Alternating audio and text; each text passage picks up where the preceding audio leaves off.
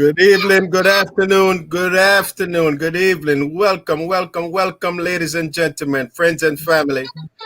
So we're so excited and we're so delighted to come back to you another week with another super special episode with Real Talk with Ian and Ian.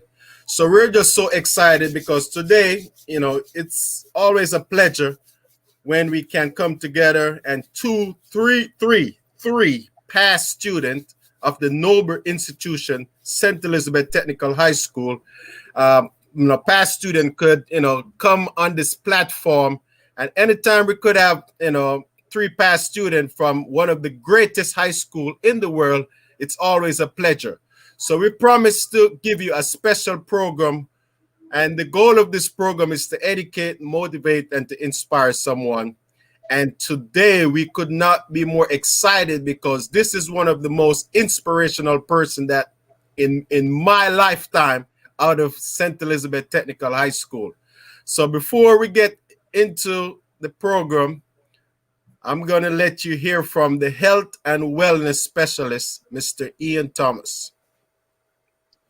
Yes. It's a pleasure. It's such a pleasure to be here, guys. When I look and I see that Steths banner flying, and flying high, and to see that we have one of the Steths legend, we call for me, I just say an icon of Steths, a name that will forever be called in that noble institution, Mr. Gary Samuels. For me, it would have been mostly things that I've heard, but it's all good thing, because I was one of the later bloomers who went to St. Elizabeth Technical High School. But, I can tell you one name that stood out at St. Elizabeth Technical High School will be Gary Samuels. And this afternoon, we are so happy to have such a gentleman on this program where we already know that, the goal is already achieved by him just sitting in the seat here.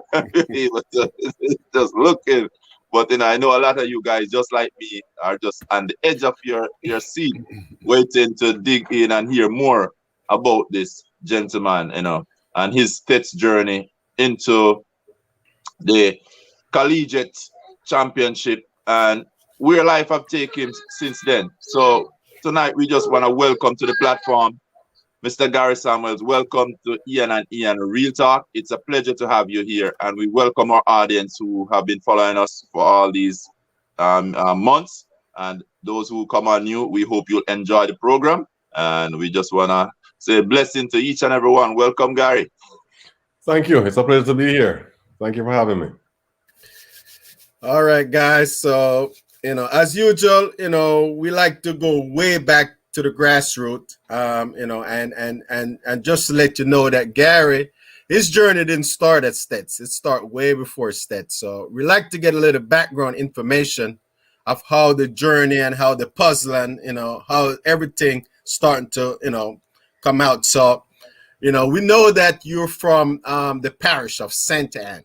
And that's quite a distance. You got to go all the way. I don't know which way is shorter. If you go Montego Bay or you go up to Christiana and come around, I don't know, but you're going to tell us. So, we just want to start out, Gary. Just tell us a little bit about your pre-Steths. Just give us a little short summary of your pre-Steths days before, we get into the part that we're most excited about. All right, most definitely. So, as you mentioned, Ian, I am from St. Anne, Brownstone to be exact. And I grew up in Brownstone. I have two sisters and a brother. We grew up always running those hills of Brownstone. And from a very young age, I always enjoy athletics. I was very athletic growing up. I used to fly kite from, my eyes was at my knees, as they would say, And, growing up in Brownstone, I could have gone to York Castle High School. That was one option that I had considered. However, earlier on, I was very mechanically inclined, and my parents saw that in me and thought being in a technical school would be a good environment for me. So, long story short, we started looking at technical school at the age of 12, and Homewood was the first that we looked at. Been on Homewood campus and wasn't quite what we were expecting. So the next place that we decided to venture to was St. Elizabeth Technical. So we did, as you mentioned, travel through, Spalding's, Christiana, Mandeville, all the way down that side. Took us about, a good 2.5 hours drive. Got to Steths, and from day one, the first day I set sight on that campus, the beautiful campus, the people, the warmth, it was a done deal. So we decided Steths would have been the place to at least launch my high school career. All right, thank you for that short summary. So I never actually heard a story, from someone which is not an athlete, that actually their parents actually sorted out that they would love for their son to attend a technical school. We know that there are not many technical school at the time, in the country. We know Herbert Marson down in the Montego Bay side and coming around, was one of the few that was around. I know when I was actually have the opportunity to take the technical entrance, it was only two options. It was Herbert Marson or Steths. Obviously, I wanted to go to the closest school to me, but the Lord have another plan for me. So, I am very grateful that I was sent to St. Elizabeth Technical, for that. So with that said, I just want to say that your journey is a bit different from what I'm used to, in terms of, traveling that far, because obviously it's going to cost a lot of money. And a lot of times your parents, sometimes looking to get the cheapest way out in terms of, that. But we're happy that you choose to come to Steths, and it's got to be a mystery now to find out that you didn't come to Steths as an athlete. You came to Steths as a regular student, and you turned out to be one of the most decorated athletes in the late 80s and early 90s. So let's talk about you getting to Steths. Obviously, were you doing any sports before you get to Steths? Let's talk a little bit about that. So yeah, definitely at the primary school level, we did it for fun, right? So we would compete at what we call the SDC level at the high school, at a high school age. So it was more sports day activities, not a lot of formality. But there was a gentleman by the name of Ruddy, who he was like a primary school coach, and he would work with a lot of us as athletes, just to get in shape and just compete. And as I mentioned, after we finished the basic primary school competitions, we would always have a SDC competition at Kaiser Bauxite in Discovery Bay, and that's where we would compete against students from across the parish, right? But it was more for fun. And after venturing into Steths, while I was there, I met with Coach Smith, Eldemira Smith. And Phil Hemmings and myself were the two who left from Brownstown to attend Steths. And we both spoke with Mr. Smith and said, hey, we love track and field. We would like to consider doing track while at Steths. But he said, okay, take the exam and then come back and see us. And also we saw Mr. Ollivierre as well. So we took the common entrance or the Steths entry exam.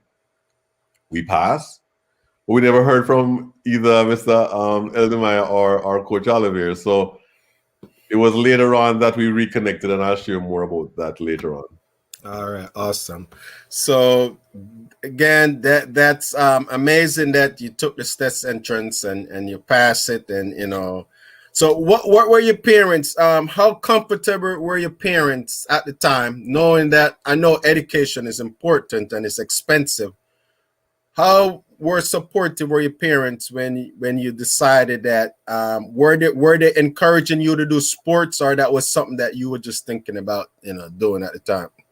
Well, actually, I wasn't thinking about competing in sports at all. It was more for fun. So I was saying, hey, we like to run. Okay. We would love to consider, doing track while at Steths. But it was all about academics. Like you said, both my parents and Phil's parents, they were investing heavily in us with boarding fee, school fee, and all the above, right? So they expected us to really focus on our academics, especially traveling all the way from St. Anne. They wanted to make sure that academics was our primary focus and objective. So track and field wasn't even something that we were thinking about, but more of a fun side of the equation. Okay. All right. So my next question before I get over to Ian, because I know I gotta get him now. He's the be careful what you say because he's gonna come at you.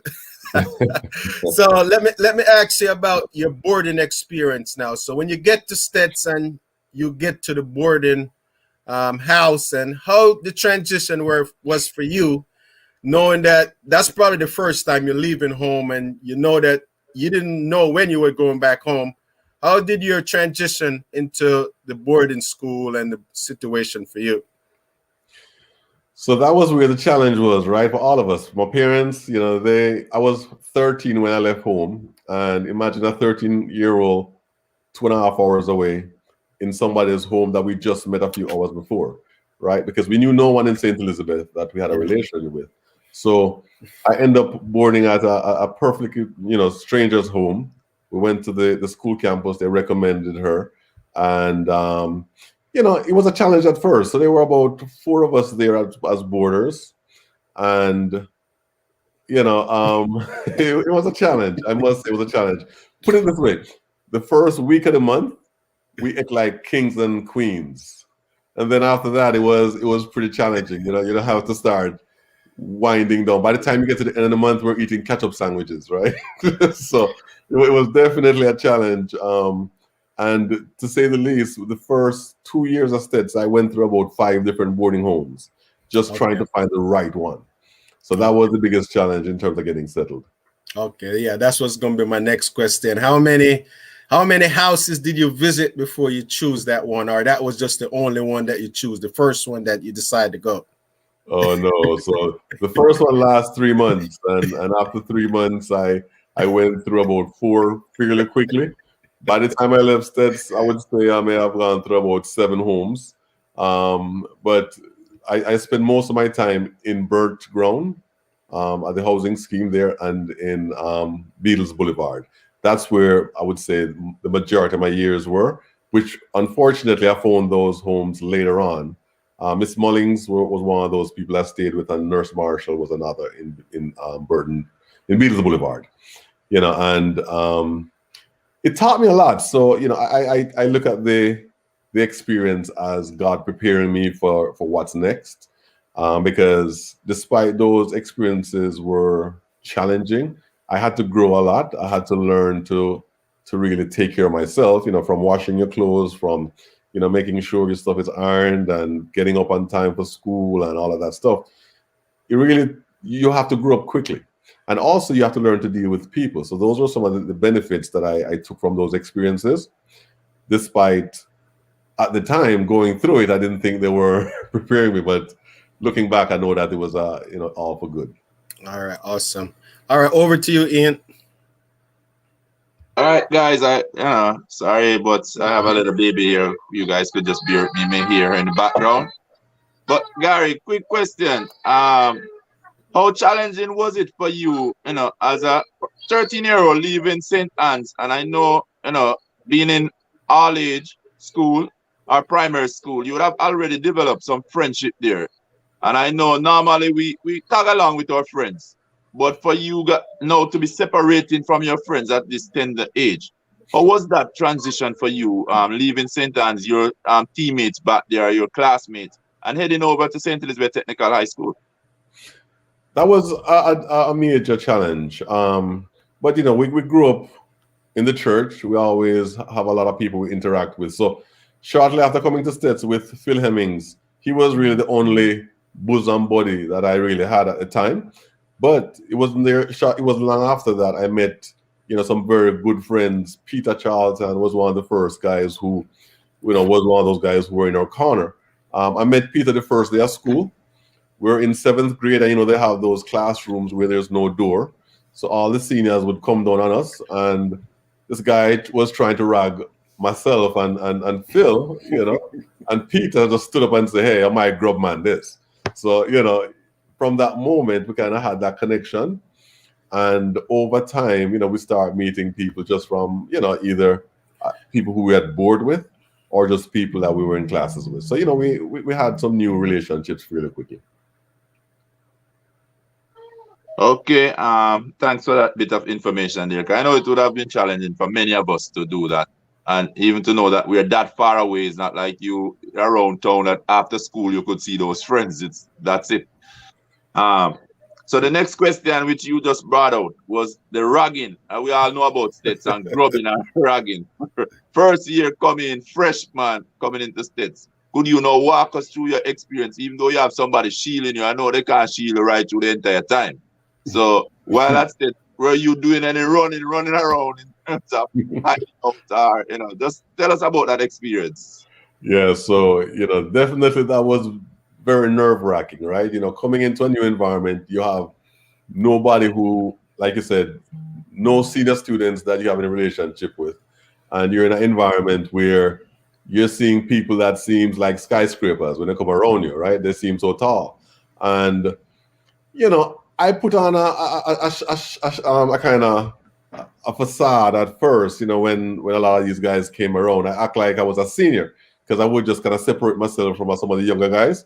They could tell that I was a freshman, but Peter, as I mentioned, stepped up and shielded Phil and I earlier on and said, we were his grub man, right?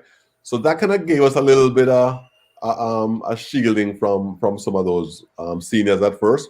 But every chance we get, whenever the class was unattended where there were no teachers, we would head to our boarding home as quickly as you can shake a duck's tail. So we wouldn't hang on campus. We would be heading home quickly. Now, another thing that we did is we met some guys with the drama and the dance team early. And after school, these guys would practice in the art room. So one of the things that we would do is connect with those guys. And both Phil and I used to do breakdance at the time. So because we had some different moves that they weren't really familiar with, we kind of bonded early as well. So they kind of shield us from some of those guys. And, we would have, sometimes we have those party in the auditorium, those dance sessions, and we would be featured. So we became popular early on from a dance and creativity standpoint. Good to know. So it seems like you brought some extra flavor to St. Elizabeth Technical High School. Breakdance, we were doing the whole 9 yards, man. So extracurricular activity before you find tracks really and start excelling. Exactly. All right. So you have mentioned two people already, are two friends that stand out. I'm just talking to you in this first segment here. You speak about Phil, that me and you guys traveling together and everything. And then Peter, could you just quickly just tell us about these two friends and what they meant to you as a youngster at that particular time in your life? Well, I'll start with Phil. So Phil and I grew up together. We live about maybe 50 meters apart from each other in Brownstown. And we both journeyed to St. Elizabeth together. Even to this very day, Phil and I are still close friends. Funny enough, we grew up together in Jamaica, Brownstown. We went together at Steths, and now Phil is about 20 minutes from me here in Atlanta. So for some reason, we have stayed together over the years, and we've always been great friends. You may have heard of Dion Hemmings. She was the first Olympian who won gold in the hurdles. So that's Dion Hemmings' brother. Right, so it's kind of funny. We all grew up in the same area. So, like I said, Phil and I have been bona fide friends ever since we grew up, and Steths was a part of that journey. Peter Charlton, he's someone I met there in Steths, and again, I've met a ton of friends in Steths that I can't even begin to talk about. But you asked me specifically about Peter. Again, from 7th grade, day one, we made that connection, and Peter and I were like brothers growing up. He was the best man in my wedding. I also attending, his wedding in New York. Unfortunately, over the years, Peter, died. He had an accident. He passed on. But his wife and I, Merva, we still keep in touch, and his 2 sons. And his oldest son just got married last summer. So, we keep in touch with the family. Relationships that, words can't describe, my brother. But we've been coming from high school, and that's where you meet some of the best friends, right? Most genuine people. And again, in St. Elizabeth, it's like my second home, because once I left Brownstown and started attending school there, I formed some of the most genuine relationships that anytime I think about Jamaica, that's typically where I think of as home, because that's where I spent most of my childhood days. All right. Well, this is the final question. I know this is going to go down. Everybody's waiting on the athletic side of it. So I'll just jump in quickly on this one. Because I know in the beginning you say I talked to Elder Maya, you talked to Mike Ollivierre, but somehow it seems that connection got lost somehow. I guess you go in not as a big-time athlete. So just tell us how that connection came back in terms of, when they start taking notice, or, they know that, this youth is going to be something great, and it's going to be a good mix for the Steths team. So, once I got accepted into Steths, went through 7th grade, and it was maybe almost a year later, actually, that I reconnected with Mr. Smith and Coach Ollivierre, or Coach Smith and Coach Ollivierre. And it was one day at PE. We're at PE, I think we were playing football, and, just kicking the ball and chasing it after it. It's like a magnet, everybody running in the same direction, magnet ball, so to speak. And it was during one of those PE sessions that Mr. Smith saw me, and we were talking, and he was like, "You were the guy from St. Anne, right?" And that's where the conversation started. And then Coach Ollivierre was also close by. He said, "Why don't you come out to practice? Bring your clothes tomorrow and come out to practice."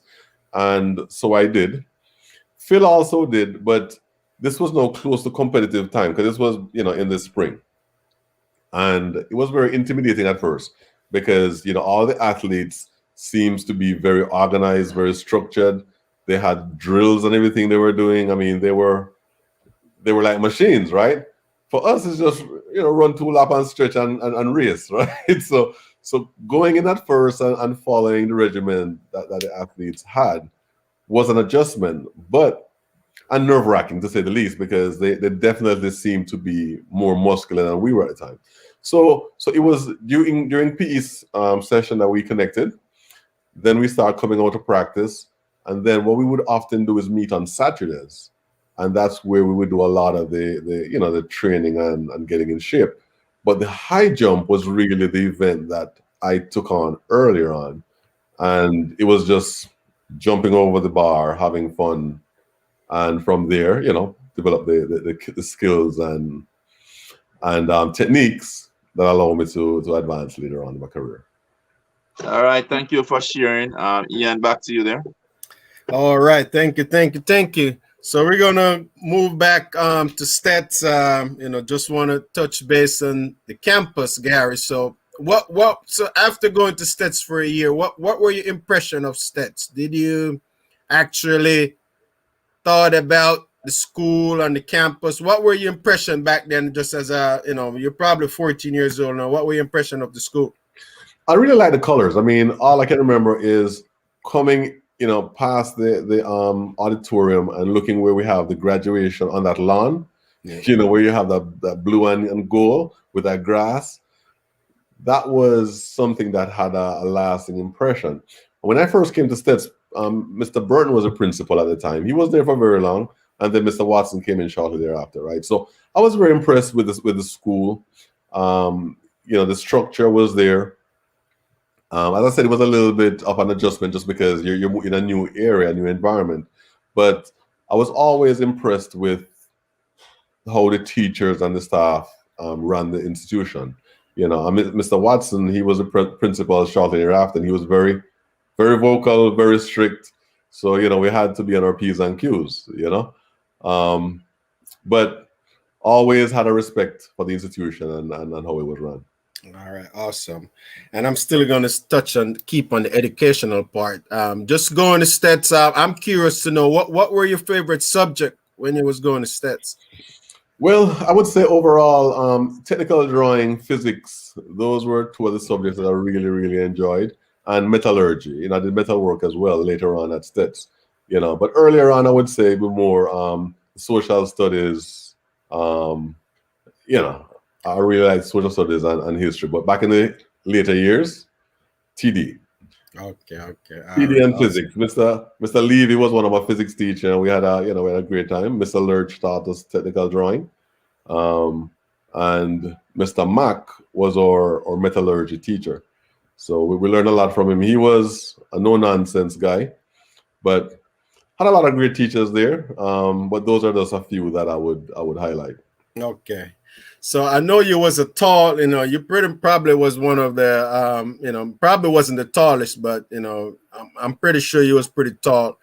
How tall were you, if you can remember, back then, just coming in? Were you pretty tall, or you just went in a growing spree?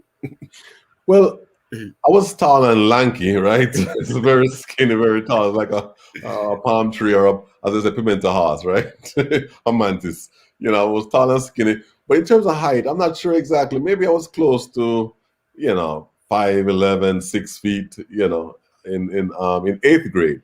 But Okay. between seventh and eighth grade, I had a growth spurt back then. And it's kind of funny because after I went home for Christmas, my parents saw me, man. They started giving me vitamin tablets and everything because they thought, I wasn't eating as well as I should have. But it was, I would say, in grade 8 that I really, got most of my height.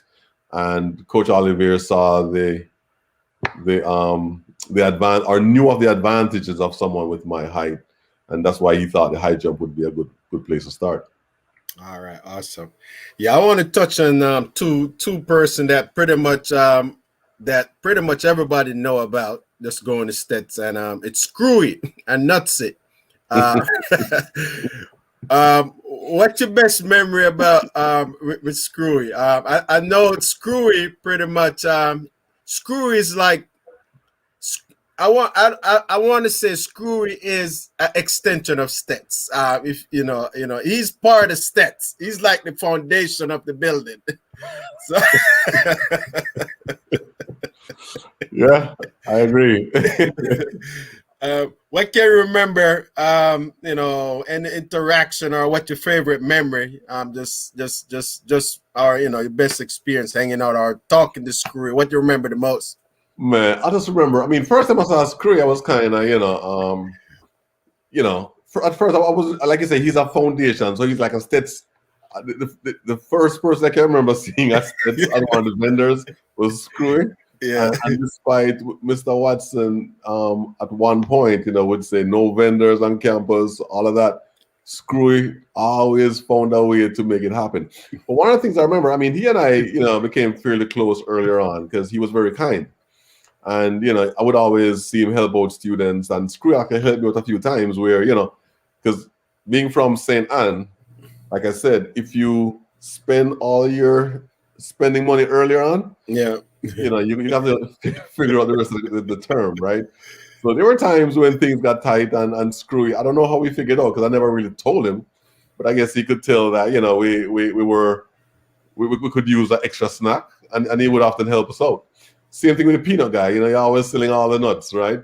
Yeah. We always make fun of him saying he's selling pepper nuts, but I remember that guy. Football games, any kind of trap meet, any kind of activities on campus. You always find the nuts man coming through, But Screwy, foundation, every time I go to Steths and I'm on campus, I always have to go look for him. All right. And I'll just mention one other person real quickly who I think is worth mentioning is Alex, who used to be in the cafeteria. Okay. And he was one of the angels who kept us afloat as well, especially later on at Steths. Doing track and field, you're spending a lot more time, burning energy. So you need that replenishment, and he would always look out for us. Mm-hmm. Definitely remember Alex. All right. Well, I want to touch on two more two females, Miss Janet and Miss Fagan, right? So Miss Janet and Miss Fagan, they're both opposite, right? So it's always seemed like one of them like you and one don't like you, and the one that like you, the other one. So sometimes you go to the talk shop, you get a nice look, and you figure out which side you want to go on. I don't want to deal with Miss Fagan today. I'm going over this side. Miss Fagan be like, no, you need to go over the other side. This is for the girl. So it's a constant battle, and after a while, it seems like you're a troublemaker, and sometimes the line's long, and sometimes you get in the line and you try to get up there to eat quick, and Miss Fagan will be like, no, you cut the line. We're not serve you. And you stand up there and you're not. That's some of the memories that I have, and I was happy to connect with both of them on Facebook. I still see them, but you give us a little memory of your interaction with Miss Janet and Miss Fagan. Well, you sum it up very well, right? So I had similar experiences, especially earlier on, right? And I'm the kind of person that typically get along well with just about anybody. Yeah. But I would go to the tuck shop, and it depends on what's going on that day. I get the harshest stares, and then sometimes I would have just laugh, because I'm like, why is this lady attacking me? And then she would often say, "Look at you! You have teeth all the way down your throat. You need to go into the line. I don't care who you are. You're not going to get served until you join the back of the line." So that was 7th grade, 8th grade, but then 9th grade, I was a part of the student council, and then I would sometimes volunteer, or I would be in the tuck shop to help out because they would have so much traffic. So then I developed a good relationship with them. So later on at Steths, I mean, we were very close because of the fact that I would often be there helping them out as a student. But earlier on, boy, I tell you, it was like, as you say, tough to get along with those two. But great people, I remember them even to this day. All right.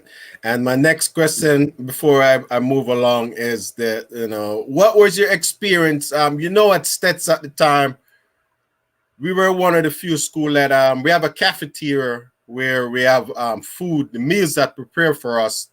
That was part of the school fee. It's including your meals. How was that for you in terms of eating in the canteen? Were you a canteen or a tuck shop or person? So initially I did more tuck shop, but then the cafeteria became a more a wiser choice, right? Because of the fact that you're getting food that's more nutritious, as well as the cost was a better financial choice, right? So that's where I end up eating from, I would say, grade 9 onwards, right? And that's where, as I mentioned, Alex came into play, Miss Clark and a few others, would always look out, because sometimes that's your only meal all day, because I would get something light in the morning. Like, for instance, at one time I was at a particular home in Burton Ground. Not Miss Mullings, was another lady. And, you grab a meal, and it's like, it's barely a sandwich. You used to fry 1 egg and cut it in 3 and split it between 3 of us, right? So by the time you get to campus, your stomach growling, right? So you can't wait for lunchtime to get a real meal. So we would definitely look forward to those cafeteria meals, and those were the things that sustained us, And another thing that we would also look forward to, as I mentioned earlier, is that we would train on Saturdays, and Coach Ollivierre and Coach Smith would have a crate of box drinks that they would have afterwards, and sometimes some cocoa bread, round bread, and after practice, man, we get a good meal. So we always look forward to that as well. All right, awesome. So I want to touch a little bit on your leadership skills, and we know that you was the head boy of Steths, but correct me if I'm wrong. Student council president, student council. Okay, all right. So you was one of a prefect moving up the ranks. When did that started? At what grade? You were actually chosen to lead your class, and then, when did you actually feel like, you know what, I feel comfortable being a leader and set the example for other students? So I don't know if I ever consciously went through that process, right? It was more of a gradual molding. But it's kind of funny, real quickly, when I came to Steths in seventh grade, I was just, in la la land, right? So we had 38 students in my class in seventh grade. I finished like 32nd. And my parents was like, we're not going to be sending you all the way to St. Elizabeth to be finishing 32nd or 38. So I had a come to Jesus meeting with my parents earlier on. And then I started to really focus on my studies, and start developing better study habits, right? And then by 8th grade, I was in the top 10 within my class. And, there were a few students, Marvin Sama, and, just to name a few, or one person who was always consistently performing. And my goal was, I got to be that, I got to be ahead of her. So I was very competitive. So I started to do much better in my classes from an academic standpoint. I would say grade 8 and later on. But then it was the involvement in the different extracurriculum activities that I think started to shape me as an individual for leadership. So I was a part, as I mentioned, of the dance or the drama club at one point. Then there was a praise and worship team that I was a part of at some point. Then I was a part of the choir. And Mr. Linton would get us involved, and he would often encourage us to do certain things which would develop those skills, like, do devotion and sing a song in front of the whole group, that kind of thing.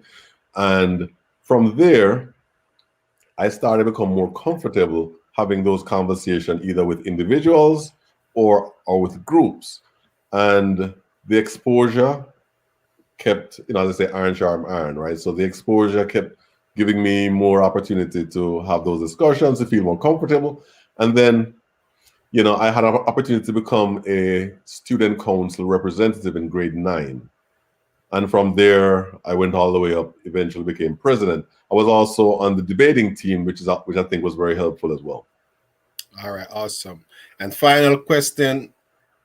I always say this is one of the questions that, I bear off a little bit, because I always said it's from me, but now you could share it, because now, nobody, you've been growing up and everybody been past. So I want to know if you ever get in trouble or get in a fight while it was at Steths.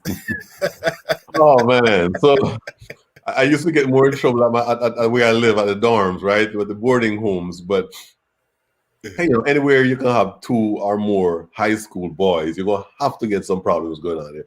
But this is the first time I'm sharing this publicly.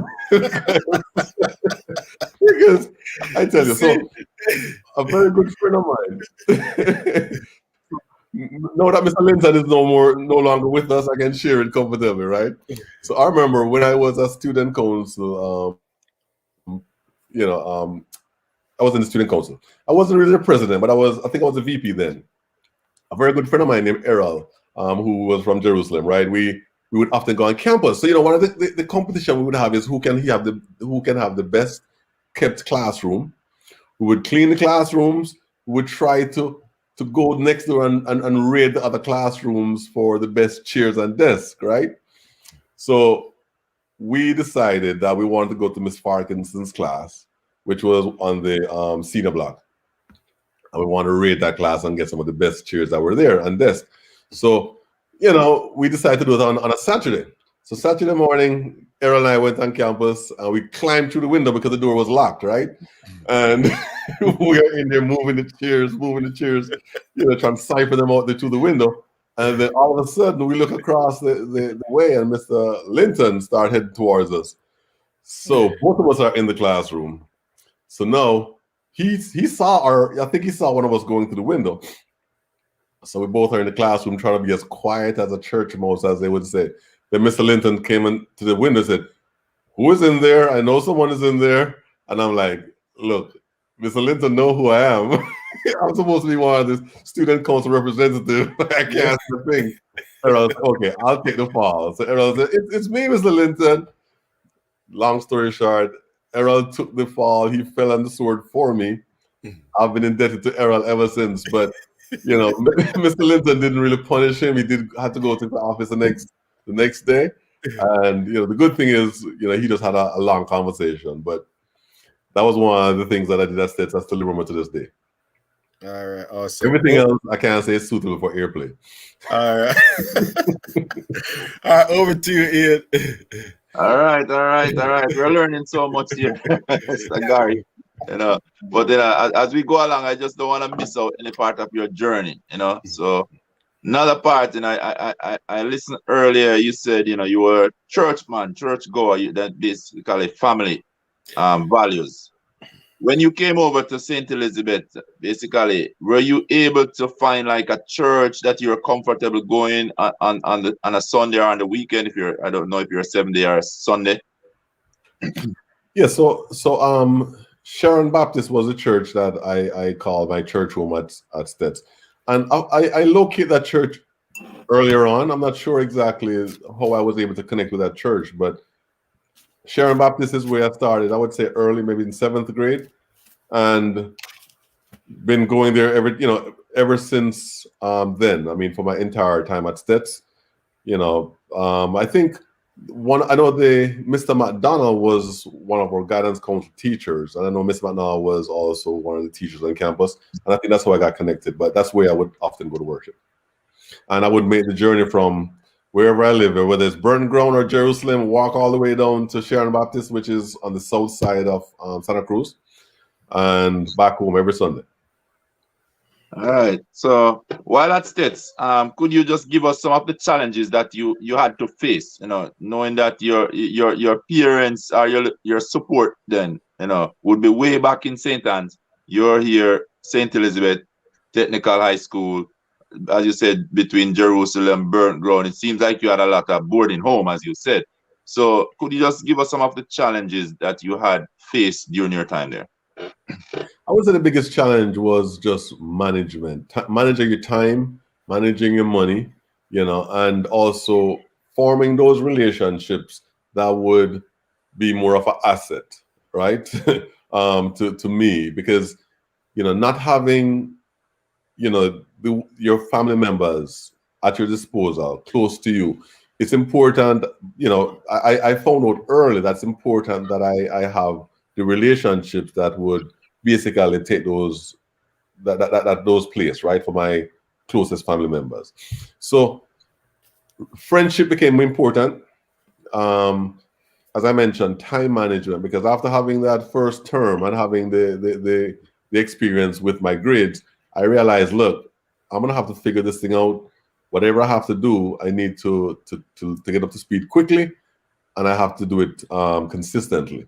So managing my time became very important, and also my finances. My parents would give me X amount of money per month. Whenever the money, as I say, anyway, Marga, it popped. Right? So if you want to eat off all your money within the first week, then you have the remainder of the month to figure out how you're going to survive. So I had to manage my finances the best way I could.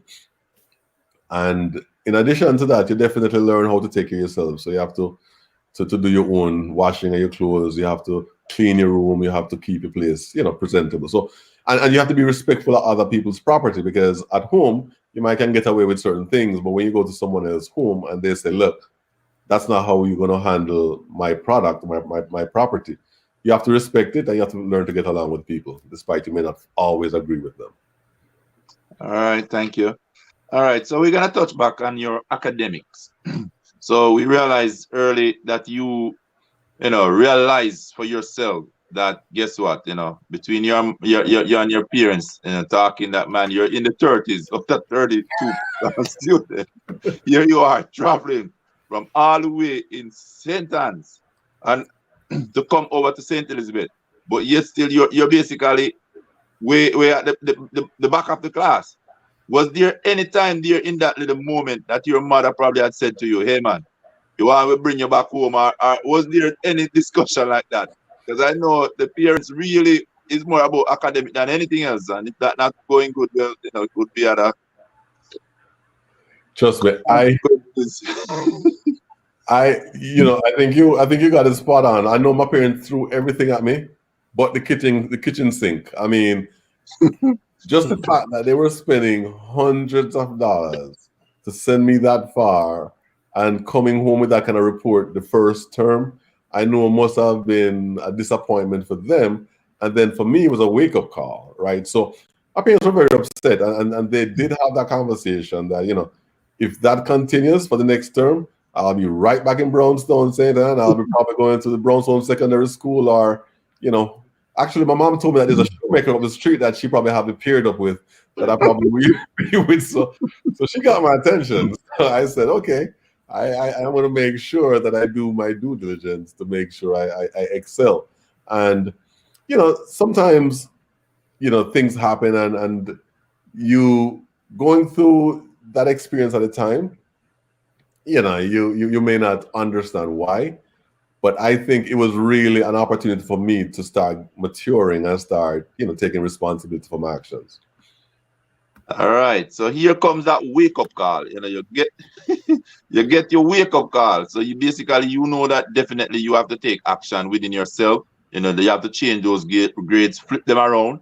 But in that time, could you tell us if you had any teachers there at Steths that was influential in terms of you making that big break? You told us that you're now coming 10th the next season around, in terms of the next term. So could you just tell us about probably a few of the teachers there at Steths that really stood out to you in terms of helping you along that pathway?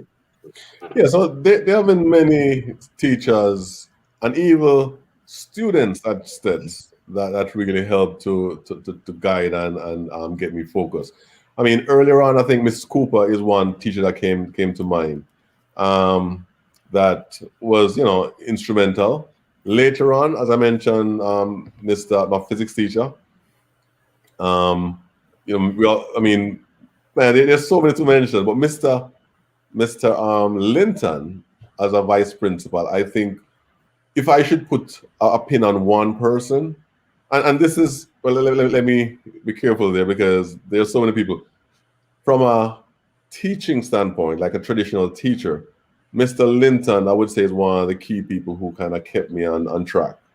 From a mentor, guide, I would say Mr. Ollivierre and Mr. Philip Davey were two people that, especially later on in my time at Steths, that were instrumental, right? But from academics, man, there are so many teachers that I wouldn't even know where to start, right? For instance, in 10th grade and 11th grade, Mr. McDonald's, who was the metallurgy teacher, he was one of the people who always single out the prefects and the student council students.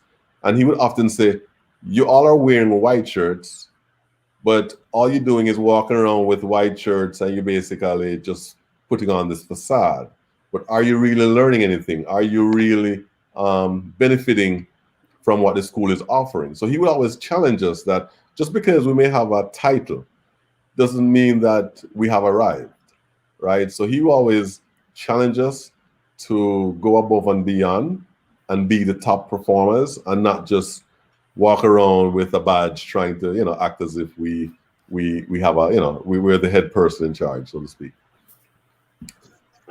All right. So, I'm going to ask you basically your favorite hideout spot at Steths. If you're not on the track and the field, just hanging out, do you have a hangout spot? And before you answer that question, I want you to tell us something about the farm and your experience on the farm. Because everybody that went to Steths, even though we have a hangout spot, the farm at some part come into play. So could you tell us a little bit there?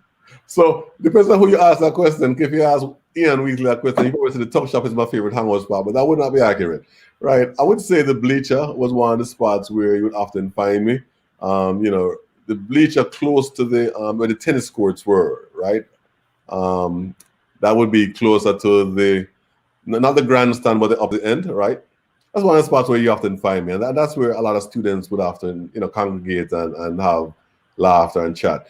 Another place you would find me later on would be on the senior block, like close to the technical drawing section, close to the bullpen. But a lot of times I would just hang out there with friends as well. And in the afternoon, it's normally a cool breeze blowing by that area, and we would definitely have a good time just liming and connecting, right? But with regard to the farm, earlier on, like I said, we would always be down by the farm and getting in trouble, just tearing stuff up. A few friends of mine, especially in 8th grade, 7th, 8th grade, would go by the farm, and back then we were supposed to be tending to the chickens and helping with planting and agriculture. But you spend 5 minutes doing that, and then the rest of the time you have playing pranks on people, So in a nutshell, we had a great time just hanging out there as well and doing devious stuff. All right, another thing now, you mentioned being a part of the student council body. How challenging was that in terms of you maintaining a certain standard? I know, most of us, you're a prefect, you have to maintain leadership in the class. When you go to the bleach and all those places, it's a different kind of ball game out there. So, you Shaka in the normal. So I know you'd have to be walking at a thin line at Steths. The fact that you're wearing not just the epaulet, but you're wearing that white shirt to say, hey, this guy is a leader. How challenging was that for you? Well, that was very challenging, but sometimes, we would just play both roles, right? So we were just popping up and talking to friends. Once we see Mr. Watson coming, we're now making sure all the children head towards the class. So we're talking, giving directions. You need to go to class. Let's go, let's go, let's go. So I would play both roles, in a joking way, with my friends at times. But, it's just one of those things where I think I had to develop earlier on how to get along with everybody, right? And I think that's one of the main areas I think I benefit at Steths is just learning how to connect with people who were prefect, people who were student council, people who were not track athletes, cricket athletes, everybody, right? So I had good relationships, and as a result, it made it much easier for me to connect with people, whether we were, seniors or not. All right. Could you just tell us your favorite memory of the great Shaka? So Watson. So Mr. Watson, oh boy, I tell you, Mr. Watson lived next door to me when I was living in Beatles Boulevard, and I lived at Nurse Marshall at the time, and he and myself and Cardell Smith, we were roommates, Butter, aka right. Yeah. So a lot of times I'm talking to Butter, and our room faces his house. So he would he would see me on campus, and he's like, "Is this the boy with the rough voice? Every time I'm in my house, I hear this roar, roar, roar, roar, roar." And he's like, Mr. Watson, he's gonna be all blatant with it, and he's gonna be loud, and just draw attention. So that was his way of letting me know that he knew who I was, and let everybody know as well. So he would always call me the guy with the rough voice, and try to speak in a way that he would mock me, so to speak. This is just like a flyby question still. As I met another Steths leader today, and we're actually playing cricket together. So I don't know if you spend much time with the cricketers. And don't know if you would have remember probably his full name. Not sure what I'll give you the Steths grub name. A guy, he captained Steths team 1990s, played cricket 89. Ken Williams. Sleepy. You remember that man by any chance? The name is so familiar. I wouldn't say we were very close, but yes, I know that name. But I'm trying to remember. I know of him, but I don't remember a lot of details about him though. All right. Yeah. Well, you don't have to remember much, but I'll tell you why. As he was back there 1989, 1990, down in those years. And I look at you guys. You guys have not aged one bit, really. You guys seem that you guys have a formula, to keep it young. Sleepy is still playing cricket today, batting good, running good. So, could you just tell us, man, any formula for the health and wellness? My brother, we just have to give God thanks because it's not our doing. It's really the blessings, And I mean, I definitely try to stay in shape. I mean, I don't run as much as I used to, but I do a lot of voluntary work. So today I volunteer with a track club, and I help out with all the events that I can, right? So just the hurdles alone, running back and forth, bringing hurdles to and from the track, helping with the high jump, those things keep you active, right? Not to mention when you go to a track meet and you're all over the place trying to make sure that these are students who are age 7 through high school. So, they are younger athletes. Some of them are not as knowledgeable. So you have to be constantly guiding and directing. So that's one of the things that keep me pretty active, Plus, family at 3, man. You have 3 children, you have to be busy. so those are some of the things that I think I'm actively doing on a regular basis, not intentionally, but just because it's a part of the daily do's, right? So those are some of the things I do, and I would just say, in addition to that, blessings, my brother. I forgive you that thanks. All right, I'm just happy to hear you, that you're giving back to the sports, working with 7-year-old and up there, I know that is always challenging. I just start my family recently, you touch on family, but I just start recently, so you guys in the beginning hear that little one crying, screaming, sometimes want daddy at some, odd moments. Trust me. So no sleep for big people, as they say, right? Yeah. So any word for a guy like me just starting out, you can even probably tell us how your youngest, but for me I say 1-year-old, 3-year-old. But any word for us as young fathers, and the way we grow our kids? Well, in today's day, I think it's a lot different from when we grew up, and I'm sure you all can attest to that, right? But I would just say, if there's any words of wisdom that I would share, spend as much time as you can with them early, because the older they get, the more independent. And you would think the older they get, the more time they want to spend with you, but that's the less time they want to spend with you, and the more time they want to spend with friends. So enjoy those sleepless nights, enjoy those early years, or every opportunity that you get, to be able to spend with them. And instead of showing them with physical things, spend time doing things, because the things that they will often remember would be the vacation, the time when you both did something, maybe spend all night watching TV or binge watching something. Those are the experiences I remember, not the shiny bright object that you gave them when they were 2 years old or 3 years old. So those are just some of the things that from my experience, I would say are more memorable and that have worked in the past. All right, thank you for that. And I also want to thank Mark Sr. for basically bringing me in check with Sleepy. Because really Sleepy, it was 79. Oh, 79, okay. There you go. Making me feel bad. Yeah, man, it's good when we have them real senior on here. So Mark Sr., you see him know everything about Sleepy right there. So Mark Sr. was on the program. He was very much an inspiration on the program here.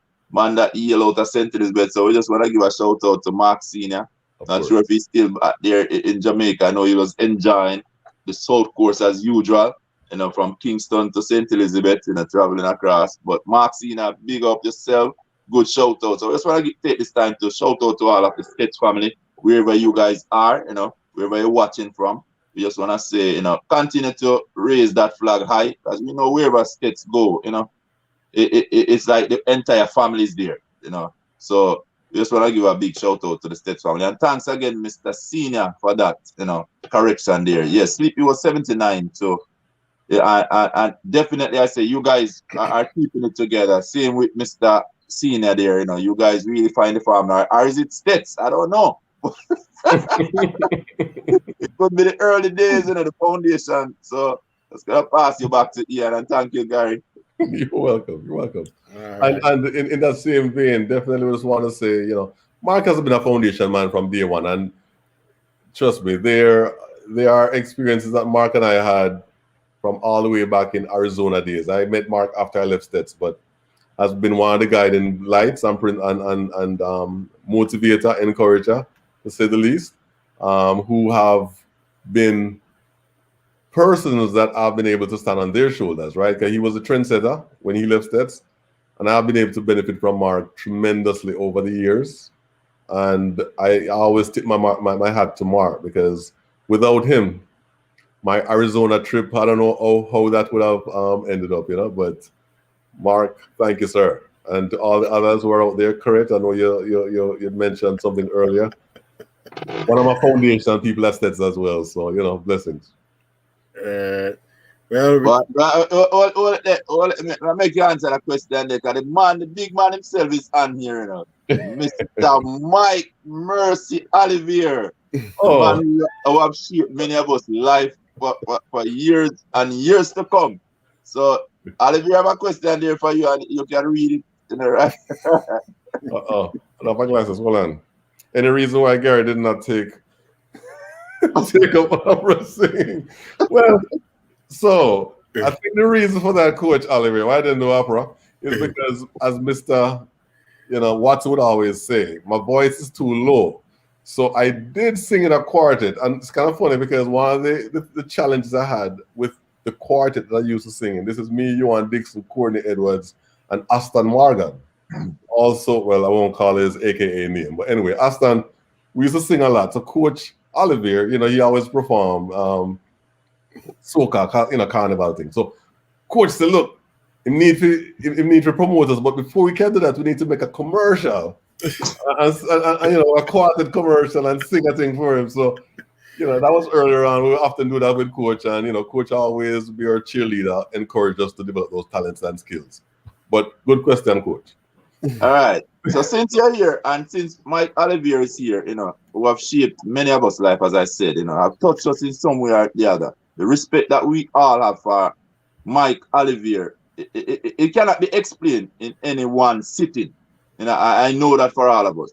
But Gary, I'm just gonna give you this time to really just tell us, to you, what Mike Ollivierre meant, as a person, as a coach, as a father figure. Just tell us, from deep within, who is Mike Ollivierre to you?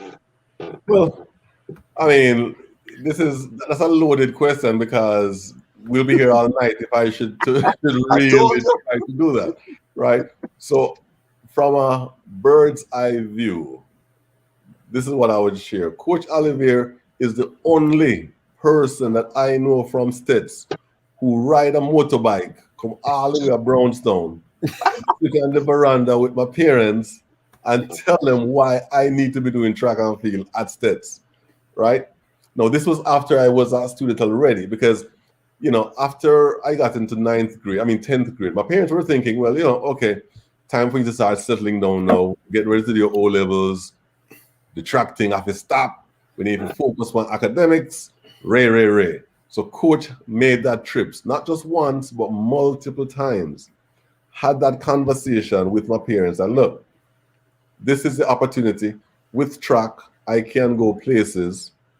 If it wasn't for Coach Ollivierre, I would not be in the United States based on track and field, where I would have gotten a track scholarship, gone to the colleges that I were able to go to, accomplish the things from an athletic standpoint that I was able to accomplish. So definitely, Coach Ollivierre, 100%. Thank you. And you're like a father to me. So without you, I know I wouldn't have been here, and not just the experiences that I got from you with regards to track and field, but some of the life experiences that you passed on to me and many others. Those are still things that I use today. Coach always say, look, the nicer things does not work. I couldn't understand that, but I grew to understand what he meant by that. And in life, it's okay to do for others and to give for others, but you can't go through life giving people's pass. You have to stand for something, or you fall for everything. And again, there's so many life lessons that I learned from Coach. Words I can't even begin to tell you, my brother. But Coach, you know where we are, and we appreciate it, and we love you.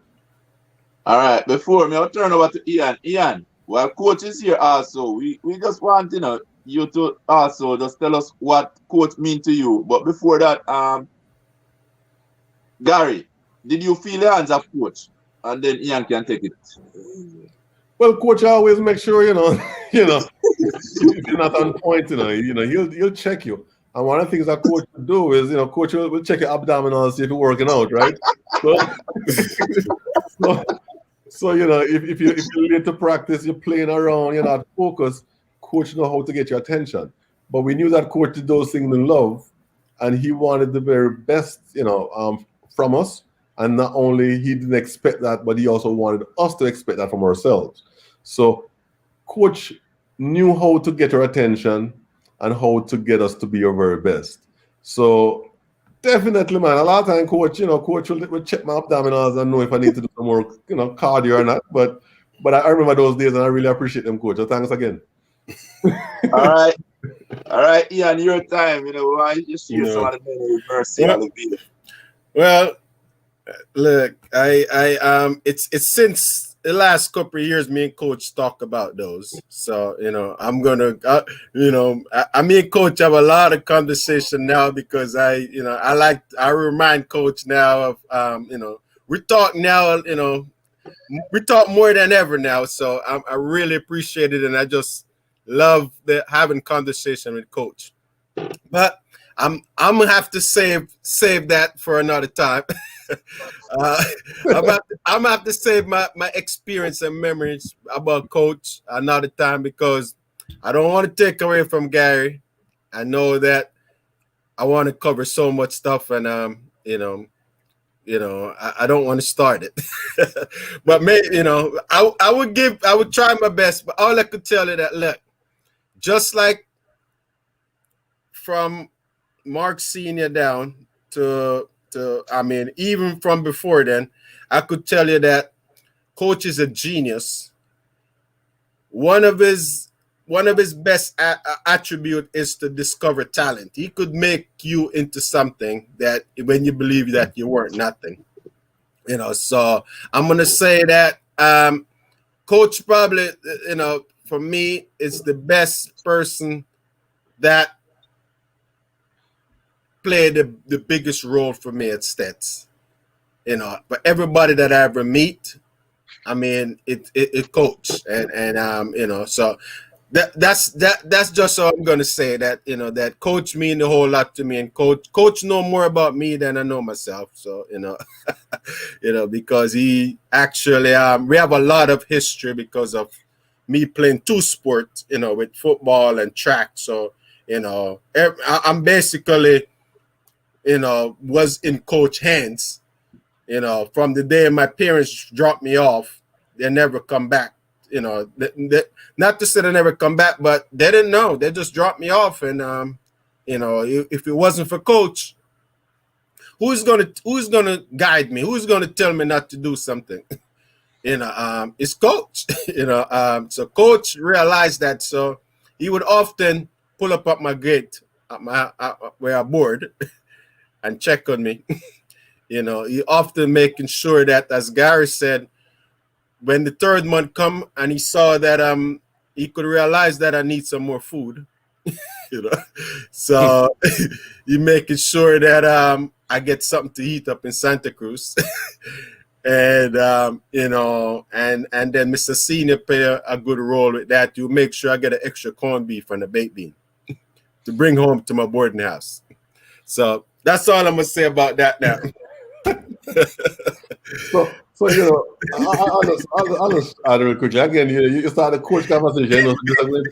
It's going to go on some tangents, but coach and Kasha was the only two people. I think that they were clones, because anywhere on campus you go, you will see coach on one end and Kasha, and by the time you go up on the football field on the other end, you see them again. So it's like you don't know how is it that these two would often be in so many places at the same time.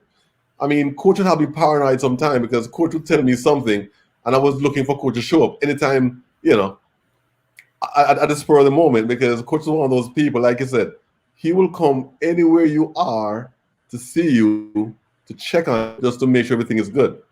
When coach came the first time to Brownstone, I don't know how he found me, because I didn't tell him where I live.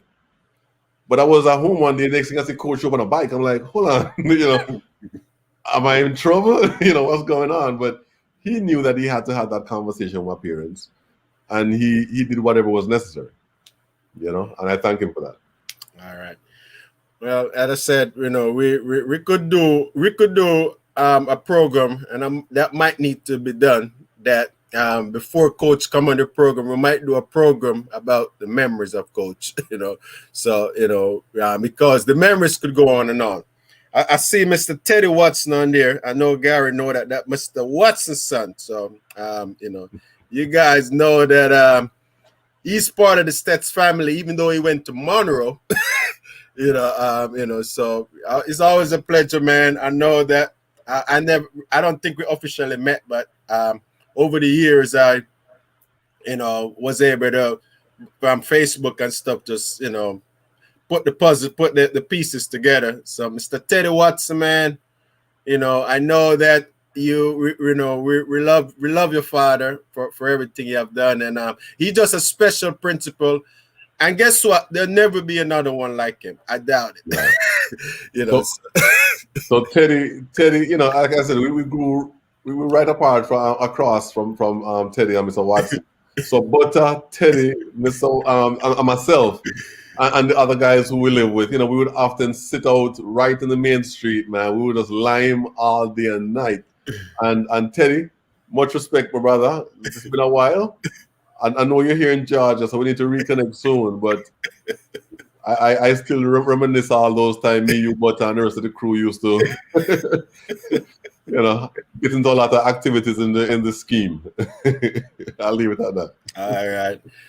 All right. So we're gonna move along a little bit, Gary. I wanted to touch base a little bit on. I know you have done. A lot of people might not know, so we want to educate them, to let them know that you also did another. You did soccer, football, whatever we want to call it.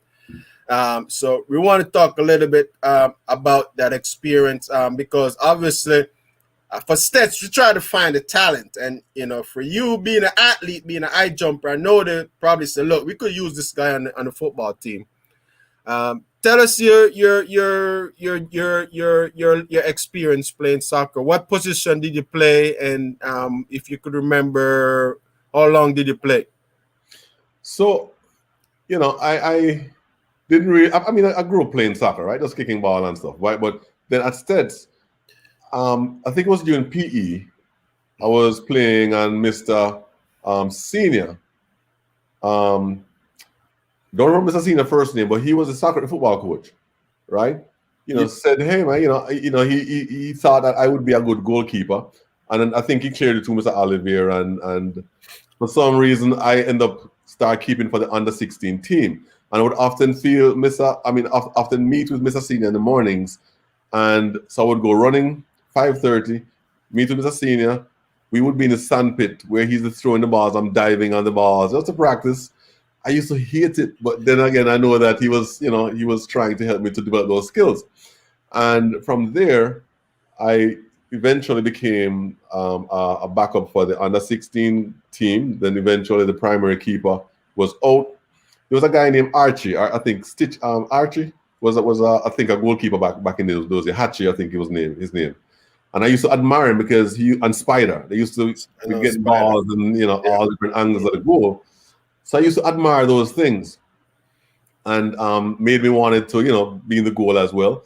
So anyway, eventually I kept in for the under 16 team, and then later on the DaCosta Cup needed a goalkeeper a couple of years. So I ended up filling some spots as well. Or most time I was the reserve keeper, but sometimes I would actually keep because the primary keeper got injured. In terms of accomplishment, I know we went for the national championship. Once as an under 16 team, and as I mentioned, for the DaCosta Cup, we went to the second rounds on several occasions. All right. We just want to get that for the record, down that you was also a two sports. I mean, with all the activities that you do, which and plus doing the sport. So this leads me to another question, which I find it hard to do, but maybe some young listeners out there, how you was able to balance the schoolwork and the sports. I mean, tell us, what were you doing different to stay on top in the classroom and doing all this training. I mean, soccer, football, and we got to talk about the decathlon because that you're training for 10 events.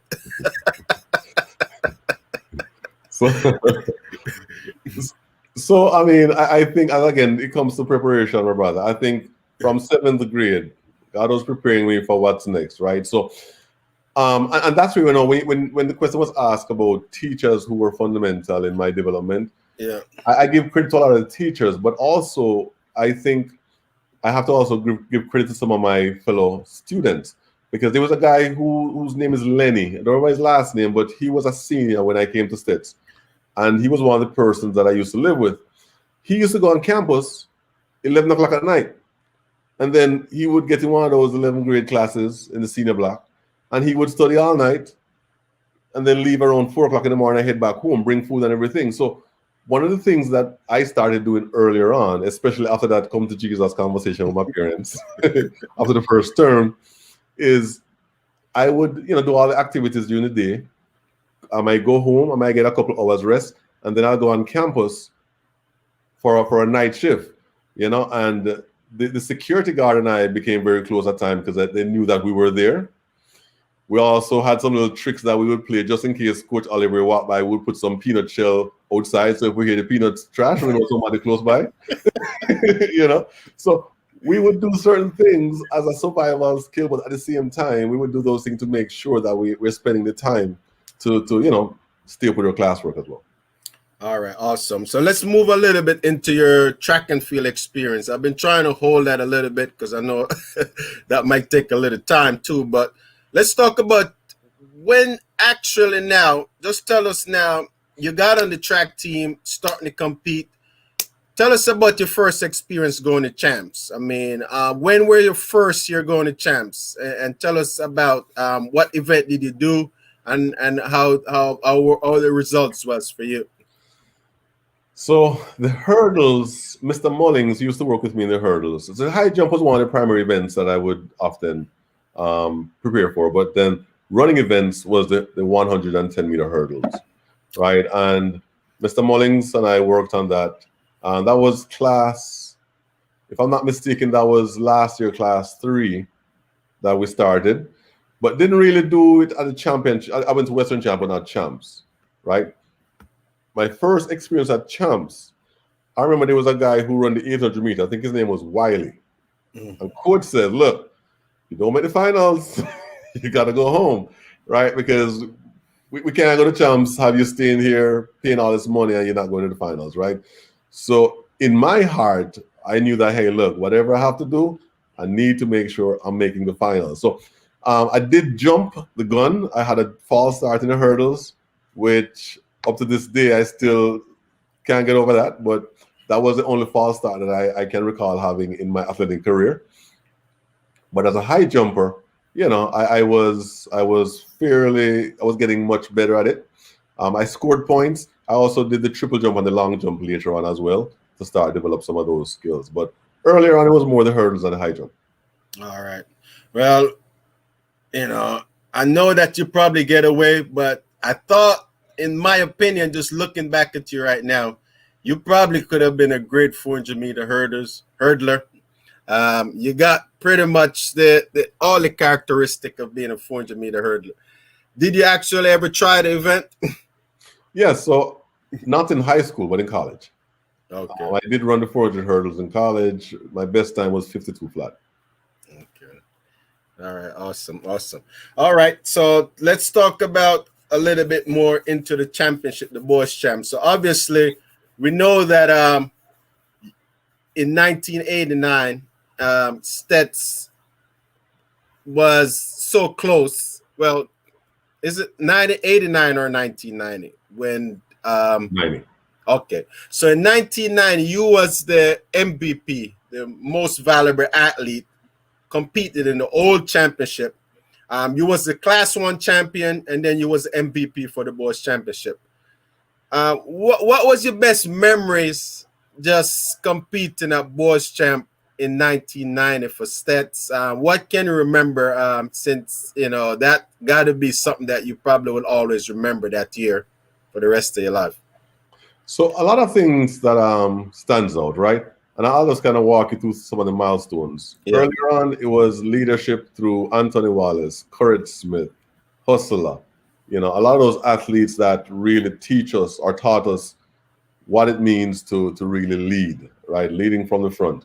And, you know, by the time, fast forward 5 years, 1990, I'm now the class 1 senior. I'm the captain of the track team. You know, I'm training for the heptathlon. Thanks to coach who recommended me doing that because he thought, you know, I was a versatile athlete. Heptathlon, the high jump, which I felt good in, but you know, he thought, why not do the triple jump as well, right? So the thing that stand out for me was really the fact that we had a strong possibility that we could win champs that year. We had the right, it was like a quiet storm, right? We had the right teammates, we had, you know, strategy, we had Mr. Davey, Mr. Ollivierre, Mr. Smith. We had a great coaching team that prepared the entire group. We had massage therapists, we had the whole works. And we had a strategy to win, and we knew we could win despite the odds were against us, according to the media, right? And from day one, we executed for the most part, did what we were supposed to do, and it came down to the wire. 2 points was really what separates us between getting that championship trophy. And it was a couple mishappenings where we had a baton that dropped in the 4x1 class 2, and the 4x4, I think we also had a bad exchange with, you know, which caused us to drop back. But I mean, it was a great experience overall. I mean, we had the class 1 champion, class 2 and class 3 champion, Mark Senior, Carlos Samuels, and myself. And so to know that we had so much talent in 1990 and we came that close, you know, it was a journey, and we learned a lot along the way. Well, that got to be awesome. I would never ever forget the moment, you know, for Steths. I mean, Steths was our championship to lose because we were just dominating. I mean, just no school never have both the class champion in every single 3, 2, and 1 and lost the championship. I mean, you know, and Mark Blake and I said Carlos and you. And a lot of other things. Just looking back at it now, do you think, you know, and it's probably hard to say, would you think there's anything that could have, you know, as the captain of the team, that you could have done differently to kind of help the team, you know, get a different results, or, you know? If I had just done the pole vault, I think it'll be over with, you know? No, you know, I mean, yeah, I think, you know, you look back and you say, you know, what could have been different. I think the way it ended is the way it should have been, right? Because if we won, who knows? You know, maybe we would have got complacent, right? But we wanted to continue that journey. We wanted to continue to improve, to continue to take it to the next level. I mean, for me, the heptathlon was what I did then. The decathlon, I became, you know, a decathlete after I left Steths. And a lot of people don't really know this, but I had the Jamaican heptathlon record for many years. That's in the high school level. And then I also had the Jamaican decathlon record for a few years after I left Steths as well. All right. Well, definitely, you are more than an Olympian in my book, because, you know, for everything that you have accomplished. And I'm just going to say that Gary Samuel has been the most influential person on the track team. And he have influenced me so much that I don't think I would have made it this far. And I'm going to tell you the reason why. You know, when I see the image from the track team that these guys are going on scholarships, I mean, you know, they're doing well. They're traveling to the Penn Relays. They're going to the Carifta games. They're wearing the white shirt. I said, man, I want to. That's the footstep that I want to follow. And that was the turning point for me. Say, you know what? I'm gonna finally, you know, decided to do the track team. Coach gave up on me because me and Coach, you know, It's from one gate to the other gate. I walk at this gate, coach show up. I walk at that gate, coach show up. I walk at the front. I leave school at 1:30 before school over. Coach show up. So coach have get to the point where I was doing okay in football, so he kind of eased off me a little bit. But the turning point was, and I'm telling you, you might not know this, but I decided to do track and field after sports day.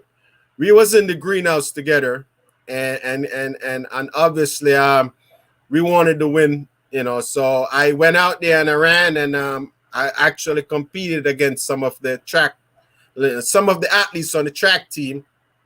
And I don't know what you said to me, but you said, man, you think about coming out to the track team? So I said, yeah, I'll come out for the team. And that was it, where I just decided that there was a sprint medley at the time that was trying to find an extra 200-meter leg. So they were like, look, do you want to come to champs? So I said, yep, I'll go to champs. But I didn't know the whole dynamic of it. When I get to champs, I didn't know what I was going to run. I see my name on the board that I have a runoff at 10 o'clock. Because apparently all the other three legs were Ryan was a senior veteran, which was going to be on the team. And then the Desmond Blake and the other legs were set. So they were just trying to find an extra person for the 200. And we don't want to mess with the guys on the 4x1 and all of that, because they already got a whole lot to do. So long story short, I did the runoff. I won the 200, and I was able to run on the team. And that was second year too. So that was kind of how I got back on the team. So I just want to say, man, thank you for the word of encouragement. And, because I was just so inspired by just seeing you guys, as I said, you guys are the, and I don't know how to describe it, but Delroy Pang, Cardell Simmet, Gary Samuel, right? All those three guys wear white shirt, right? Pang, yeah, so Pang, and they're tall, and they always seem like they're having fun. You guys always seem like, they're laughing and talking, and and I'm like, these guys are doing good in school. So I was like, man, I'm gonna try to follow your footstep, So you three guys are probably the most, and Ryan Simpson influenced me a lot. He kind of, now we kind of grown afterwards. So Ryan Simpson, Carlos Samuel play a vital role for me too. He used to invite me to his house on Sunday, for dinner. I just used to go to eat. He probably didn't know, but and all of that. So, I just want to let you know, I probably tell you already, but we want to get it on the record that you have passed down something to me, and that's what Coach taught us. And I hope I did that to somebody else that was coming up after me. So, so that's my conclusion to that. I want to touch real quick on representing Jamaica in the character games, because we know that a lot of people might not know that you have represented Jamaica 3 or 4 times in the junior level. And, that's got to be a big accomplishment. Tell us about, just summarize the experience representing Jamaica the first time, just traveling. You probably, on a plane, and what country did you go? So, man, I've been to at a high school level, the character games is something that we always look forward to, right? And I've represented Jamaica on numerous occasions at the character level, primarily for the high jump. Barbados was one of the first islands that I went to. I remember, we would often have students who would qualify for the character. But then when you show up, coach always have to be having an argument, because the leadership team decided they want to eliminate some of those positions that the high schoolers in the country qualify for. So coach always is championing, making sure he fight for us. If we made a team, you're going to be on that plane, right? So anyway, Barbados, Jamaica. I think Jamaica twice. That I've been on the character team, and I can't even remember where I've placed in the jumps, but I do believe I've won the high jump at least twice second, once in Jamaica, once in Barbados, and Guadeloupe trip as well. But just to kind of piggyback on something you said earlier, a lot of people who have been through Steths, people that we have relationships to this day with, it's not because of one person, but because of what the coaches pass on. Leadership starts at the top. Coach Ollivierre, Coach Smith, and the others, they wanted to instill in a certain leadership, and that's passed down from the athletes. So like Lascelles, Pang, Blacks. There used to be Blacks from Black River that used to do the high jump. I can mention so many different people's names who have actually influenced me as well.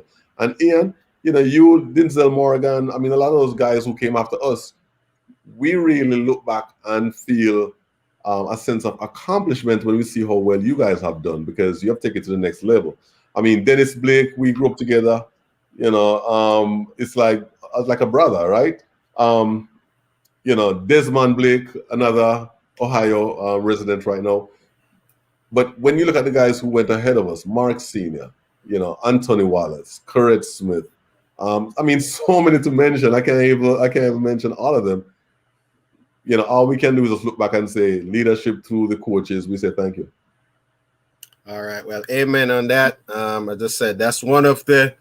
It seemed like, well, it did not seem. I know that's one of the blessing that we received from Steths with Coach Mike Ollivierre, that he always emphasized us, that discipline and that way of we sharing our experience, and to always remember the next person coming up behind you, So I think that's why we are still able to continue to do that. So just wanna, I don't know how much better to say it. We love to hear it from Coach, where he got his gift from. What made him want to do, the talent, what made him want to help young athletes, like us, so, and he's still doing it right now. I know the list probably going up to about 100 right now, because Coach continue to give to create athletes that goes out on scholarship, in the US and other places. That's one of the things that he's good at. He's able to maximize your talent, not just for himself. Coach not going to have you to run at Steths and that's it. He always looking for you the opportunity for go. So that's going to move us, Gary. Let's talk about you coming to the United States and coming to Central Arizona. I know we talk about Mark Sr., the role that he had played, but just tell us, what was life like for you? Traveling all the way to Arizona, that long flight, probably come to Miami and going a couple more hours over to Arizona. How did the decision come along for you to go to Arizona, and how did your parents feel about it? I know it's a long question about you going off on scholarship. How proud were they? And just try to bring us back when you just realized that when the time you have got the scholarship and you talk to parents, how did that feel? Well, I guess by then my parents were already comfortable with me leaving home, right? Because leaving for Steths was the first step. Yeah. Now instead of going, 2.5 miles, now it's, a few states away. They were not definitely thrilled. They were excited, but it was a bittersweet type situation, right? Mm-hmm. So we've been telling both Coach Ollivierre and myself, been talking to my parents about the opportunity where track and field could allow me to get my college paid for, right? No, it's finally happening. So now there's an opportunity for me to go to school. So at first I was looking at a few colleges before I left Steths. And then at the last minute, within, I would say 2.5, 3 weeks, this coach from Arizona reached out to Mrs. Osborne through Coach contacted me and said, hey, we're interested in a multi-athlete. Are you interested? I said, okay, the first one that I get a I-24 that's the one, right? So Coach Van Hazel in Coolidge, Arizona, coach told me that, don't worry, man, Mark Cena is in Arizona, man. You're good. That's where Mark went. Once I heard Mark went there was no more conversation. Leap of faith, went to Arizona. Got there at night. I'm thinking everywhere in America is like New York City, right? Lights and busy streets and everything. So I got into Phoenix. First of all, it was about 1 o'clock in the morning. I'm like, why is it so warm? So I think maybe the AC wasn't working. We got through customs. I met the coach.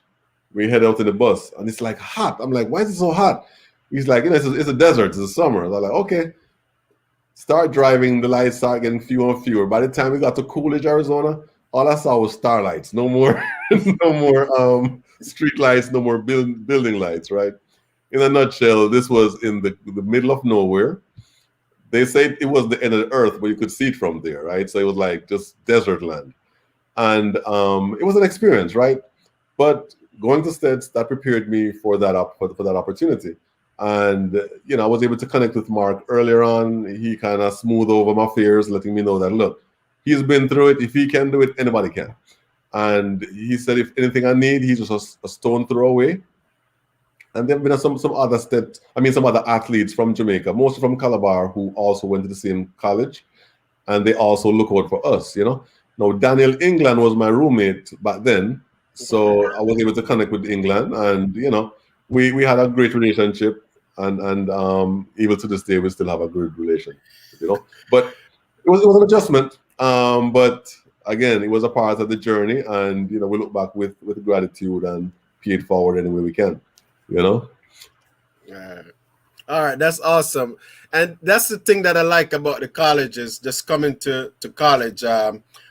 Just tell us, just knowing that Daniel England was a star in high school and he have accomplished so much. You did good for yourself. And now he's your roommate. Did you guys talk about champs at all and talk about it and tell? Of course. First thing, well, just a quick second for all the people who are currently on, and I'll send the greetings. Thank you very much. Much respect, Dwight Williams. Lascas, big up. All the folks who are on. Much respect and thank you. But Daniel England, first of all, anytime you put on the Calabar outfit, the first question I ask him is, "Why you happy? The boys champs? You have a trap meet? What's going on?" Right? So we would always be teasing each other, but it's in good spirit, right? And it's kind of funny because in Jamaica we were rivals. No, we were on the same team. We had something in common. We were from the same country, so that's a fellow countryman. So we did have a lot of those conversations. We had a great time. One of the people that he always make fun about is Yardburn, and that Yardburn had hit him in the chest, in a 4x4. And when Yardburn hit him, he knew he was a big man because no schoolboy could hit that hard. so those are just some of the things that we had laughed and talked about. But I mean, we definitely became, good friends. All right, that's awesome. And then I said, Daniel England was on this program. He really, shed some light on his journey also back in Arizona. So it's good for you. We didn't even know, that you was a roommate with Daniel, and you guys actually went up together. So that just kind of, that's kind of funny to me now. Another person you may have known is Barrington Campbell. He was also 1 year ahead of us at Federal. Yeah. Yeah, that's surprising. So let me ask you something. There was no possibility, any consideration to go to George Mason? Well, I was looking at George Mason because Diane Guthrie at the time went to Mason, right? And I was considering it after left Central. So I was working with the coach then to go to Mason.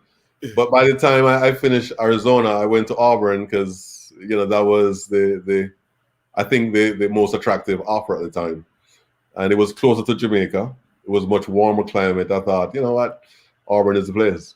Well, Auburn is a great university, so you didn't do too bad, you know. So let's talk about you spent 2 years in that. But Gary, let me ask you something. Just leaving Jamaica, did you do the SAT before at Steths? Because I didn't know anything about that, but but I know that you guys that were doing good in school probably was shooting for the SAT and try to get into probably a Division One school. Yeah, so we did the SAT, before graduating from Steths, in preparation, just in case the opportunity came that we could get into one of those, major universities. But it's just so happened that the colleges that were recruiting at the time, they were kind of slow to give me all the necessary documentation. And Central Arizona, they didn't require the SAT, but they were the first one who came through. And I said, okay, Lord, if that's where you want to send me, I'm gone. So didn't ask the question, didn't wait around. I just, went in that direction. And again, once I heard that Mark was a past student of that college, I mean, why should I even question it, Yeah, well, that's excellent. And let me back up a little bit. How many what many subjects what was the accomplishment at Steths? Just doing the CXC and the G what you call it, the one over in the UK. The GCE. I would have to go back and look exactly what I got, but I know in 10th grade. In 10th grade, I did some subjects. So I passed TD and English in 10th grade. 11th grade, I got about 5 O levels, but trust me, it was, it was. I ended up not necessarily using that to get into college because there was no need, right? But yeah, physics, technical drawing, we did that in 11th grade as well. English, didn't do as well in math. But those were the ones I can recall at this point. Okay. So in your early days, just go ahead. And metallurgy. I'm sorry. I also passed metallurgy. Okay. So at that time, going to Steths, what were your career path? What were you thinking that you'd probably want to be in the future? What were you thinking that? So back then, I wanted to be a mechanic, right? But I wanted to work on airplanes, right? And it's kind of funny because I was doing metallurgy back then, or metal work, right? To learn the skills because I thought that would be a good path. If I can make airplanes, I can fly them because I always wanted to fly airplanes. So I thought that would be a good path. And I remember in 1990, because I came back in 1990 for an extra year. And I remember having a conversation with one of my English teachers, and she said to me, she doesn't see me as someone doing that type of work. She sees me as someone more in the business field. Didn't really understood what she meant, but then, that stayed with me, right?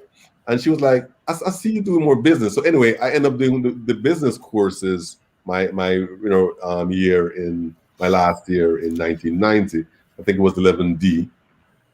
And just to get my feet wet in that area, But that's the path I wanted to go initially. In college, I did engineering, have an associate's there, but then, changed major about 3 times in college. Oh, man. All right. Well, before you get over the end, I want to touch base on, again, this is something that I probably would have asked you regular. I want to ask you about your favorite book. And why is that? If you were supposed to pick out 1 or 2 books that you think that inspire you or help you in any way, what books would those be? Other than what Dennis Blake wrote, I would just add. No, because Dennis have a very compelling book about his journey, right? And he shared a lot of personal stories. But I read a lot of John Maxwell books, okay. Right? And one of the thing he always talk about is make every moment count. Or he has a book that talks about everybody communicate, but only few people connect, right? So he really has a lot of wisdom that he shares, and I really learn a lot from him, and just how to connect with people, and how to maximize the time spent, because especially as you get older, you realize that we have a limited amount of time here, right? And one way I heard a speaker put it before is, if you look at a gravesite and you see someone's, time that they had on Earth, you have that dash. So it says from dash to dash, right? That dash it gets shorter and shorter as you get older, right? So it's important that we spend our time wisely, not just investing and preparing for the future, but also giving back to others, whether you give back your time or something tangible. But it's important that we share and help others along the way, because we don't know how long that dash is. All right, awesome. Well, thank you for that. And this get one more bonus question in, Ian. And I like to ask Gary this question because, as I said, I follow his path. I've been, and now I'm curious, to see all of his accomplishment and stuff. So at the time, I just thought that he's the most perfect person. So now I get a chance to find out. What would you consider a couple of your strengths and weakness? My strength. All right. So I would say my strength is really getting along with people, man. I try to keep things simple. Yeah. Life is too short, and we're all not going to agree on everything, right? So we have to respect others for their viewpoint, and we have to agree to disagree. All right. And if we can understand that, this place can be a lot easier for us to coexist, right? In terms of weakness, sometimes I take on too much. I don't know how to say no, and then sometimes I can be a bear, right? Because you find that you're constantly taking on more and more, and you have to spend your time wisely. And no is an answer just as yes is, right? So learning how to say no is a challenge that I think I'm learning how to say more of these days. All right, awesome. All right, back to you, Ian. All right, Gary, I just want to close out the chapters quickly. So we're going to close out the Steths chapter by just giving us a summary of your time at Steths, what you remember most about the institution and what they have done for you personally as an individual. Yeah, so, wow. I mean, in summary, I would say Steths time well spent, right? In that I really see Steths as the institution that took me from somebody who was just existing to someone with a purpose, right? In the sense that they saw in me what I didn't see in myself back then. They saw the potential. They saw, where they could use someone with the ability, whether it's through academics, through athletics, through just all the opportunities that they provided, right? Arts, all those experiences, right? And through Steths, I am here today, and it's hard for me to really put my finger on one particular group, but it's through everybody working together as a community. It goes back to the saying, it takes a community to raise a child, because everyone plays a vital part, and it's that cohesiveness, that teamwork, so to speak, that really helps me to be who I am today. And I'm sure others could share the same as well. There have been many individuals, staff members, ancillary staff, academic staff, the whole 9 yards, who have positively impacted my life. And that's one of the reasons why I'm so connected to Steths, because I can't repay those individuals for that, right?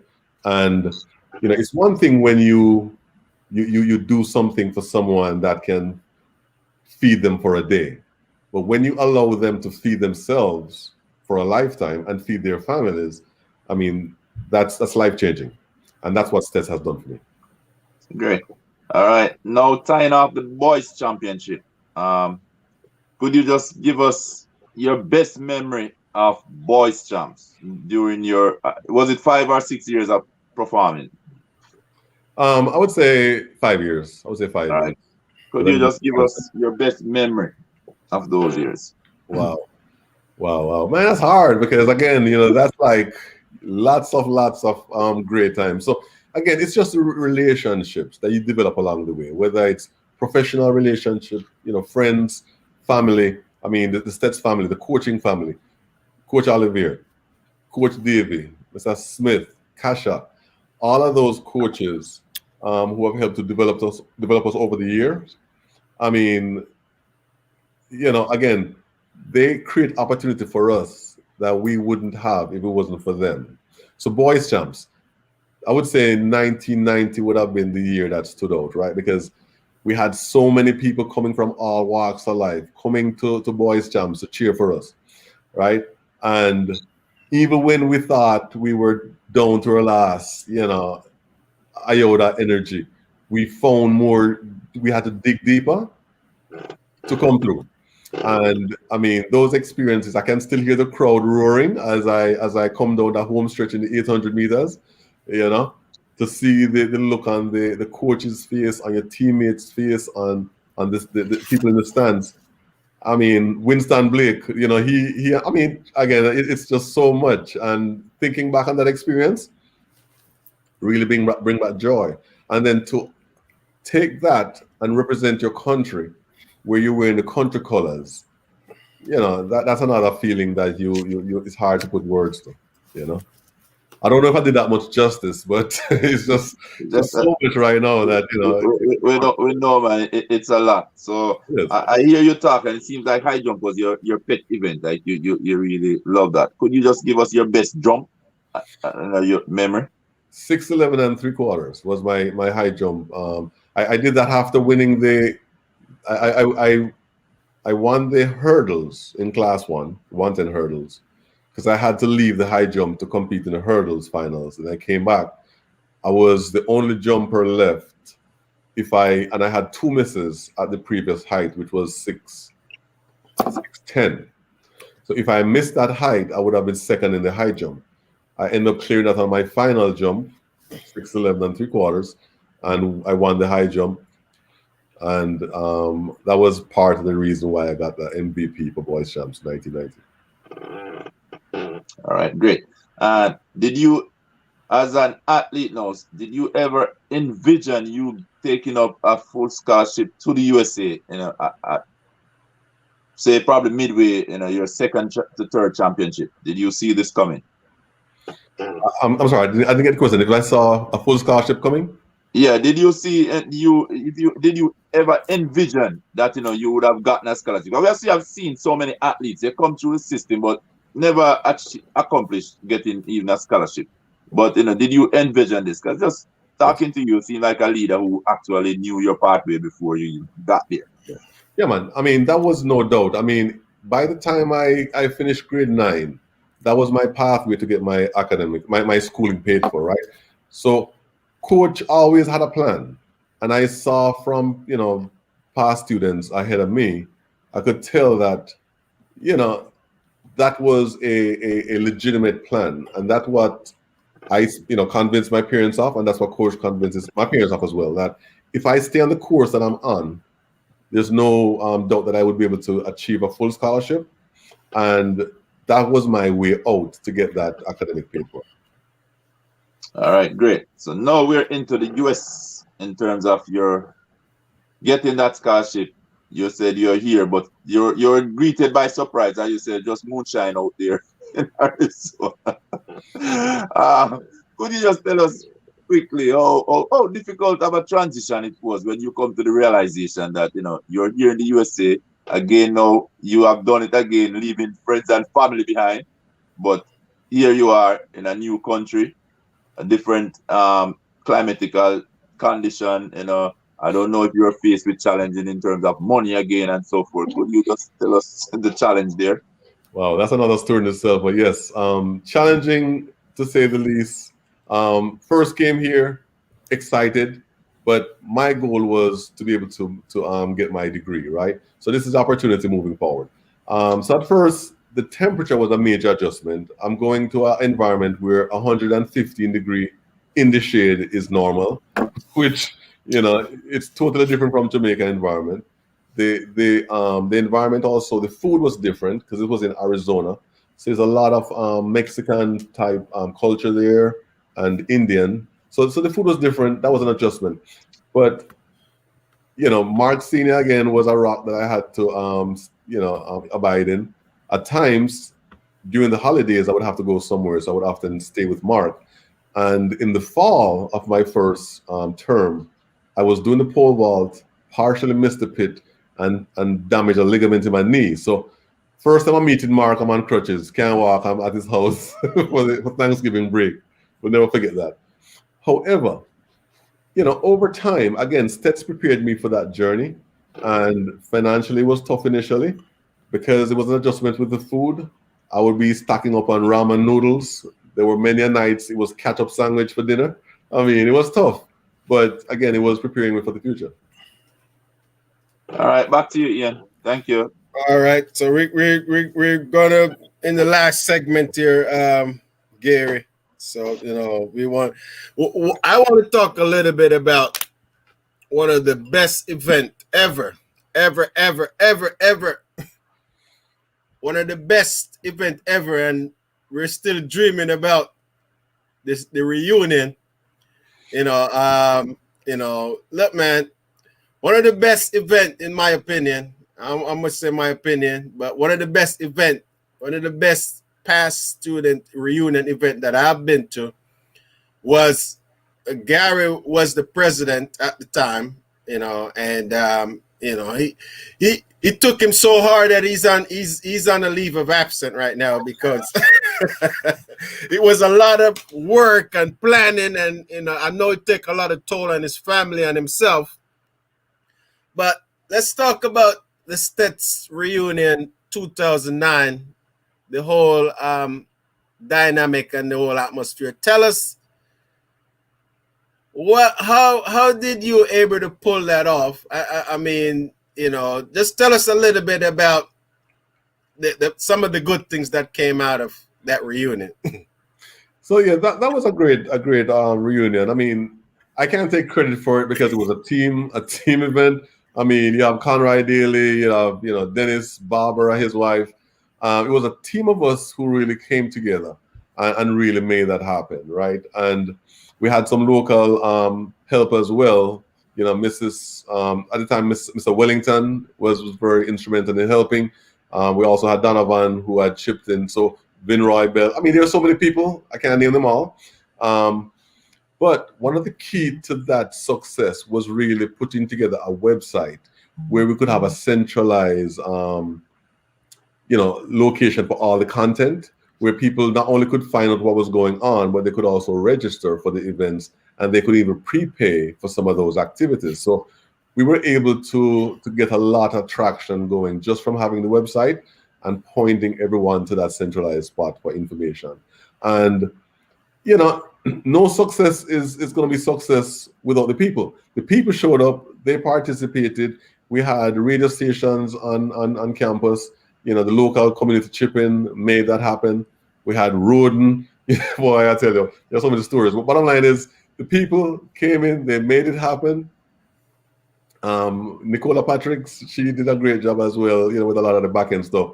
But everybody played their part. Kasha, for instance, he organized a football match with the football people. So the people who had a sphere of influence within a certain community, they all chipped in, did their part. Everybody, worked together, and it was a success. So I couldn't take credit because it wasn't just me.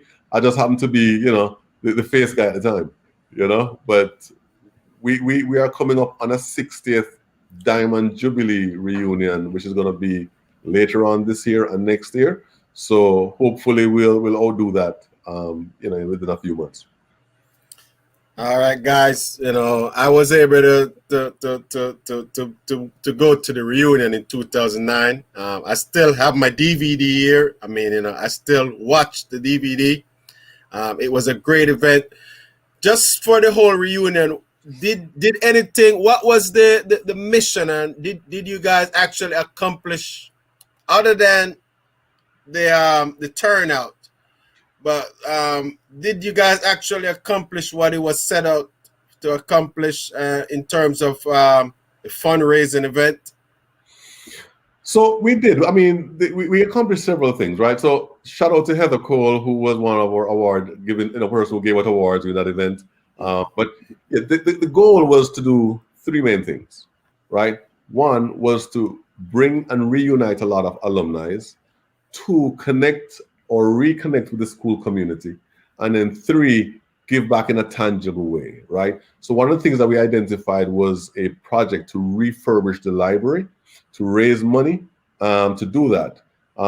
We were able to raise over $1 million Jamaican dollars that went into helping with that refurbished project.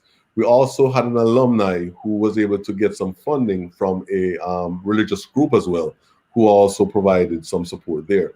So those were some of the things that we set out to accomplish, which we did.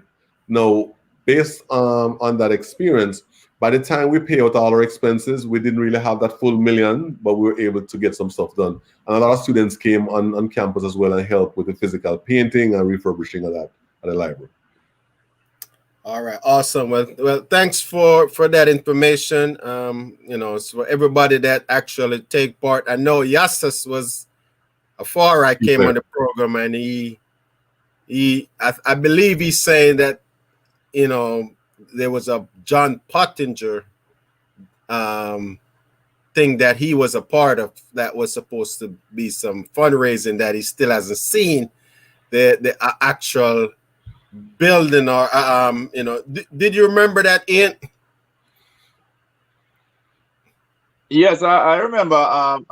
Yes, he was still sending a strong message over, I think, to the principal that he's still looking forward. I think he had put up some funding there too. So, but we know that something must be doing, So let's see. Probably we need to raise some more fund, but he's looking forward to contributed to. But Yassas, I just want to give a shout out to Yassas also, a big Steths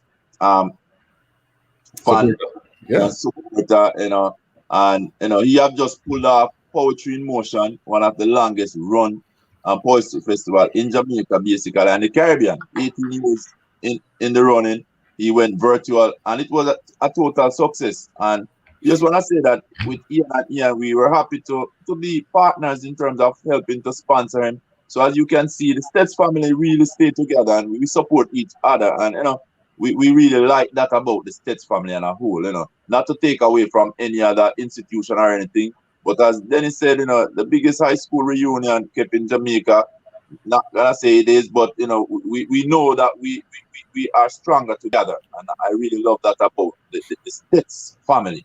So Yassas, we just give a shout out to him because he's doing wonders. So no matter we feel a Steths athlete or just a Steths student venture into, we realize that it's a school of champions. We really stand well on our motto, really, So Steths work on integrity and just a champion wherever we go. So we're gonna give a big shout out to Yassas. So back to you, Ian.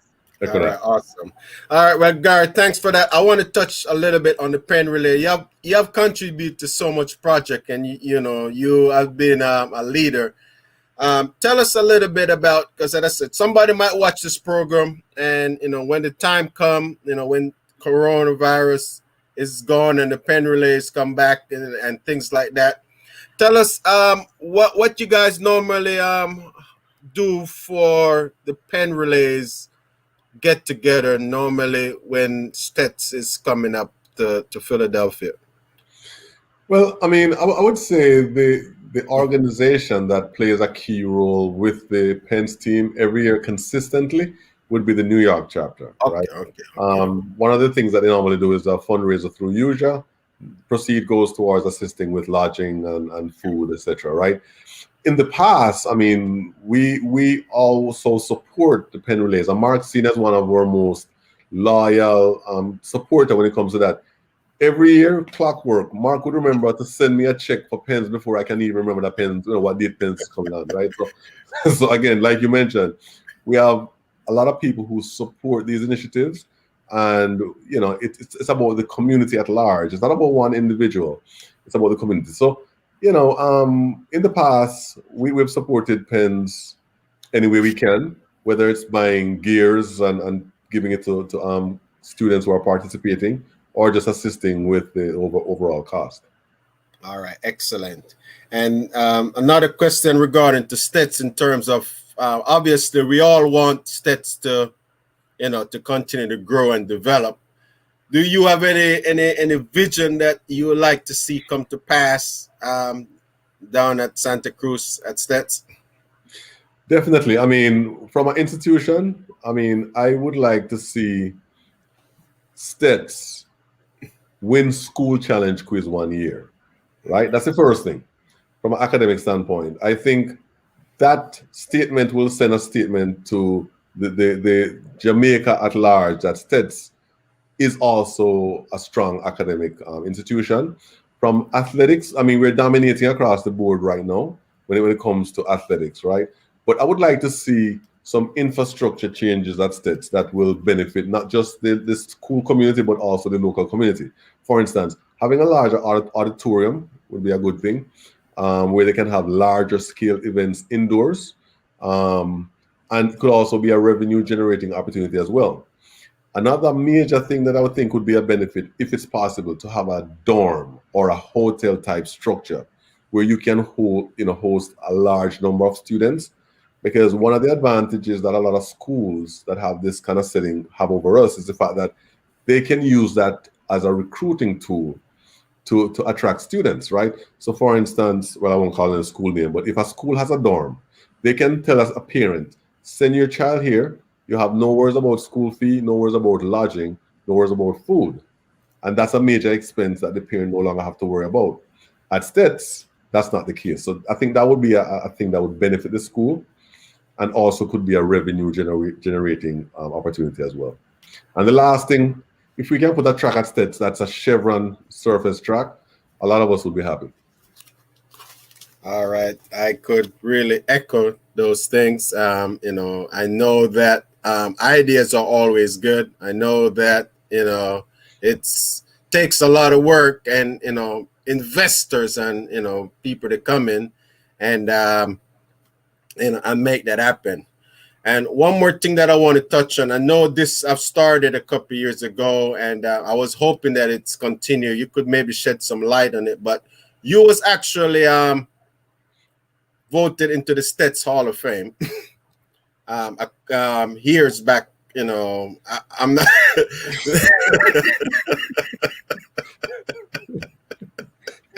I'm listening.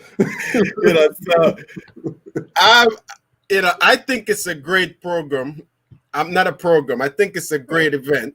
Right.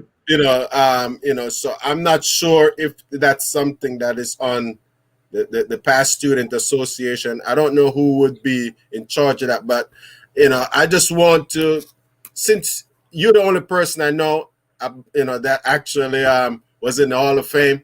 So can you shed some light on that? How was that going, and what's your thoughts on it? Yeah. So this was back in 2011. The school did wanted to recognize several past students, so they did have a formal program in Kingston where they inducted several past students in the Hall of Fame. I was one of the recipients, and it's an honor. It's an honor to be a part of that.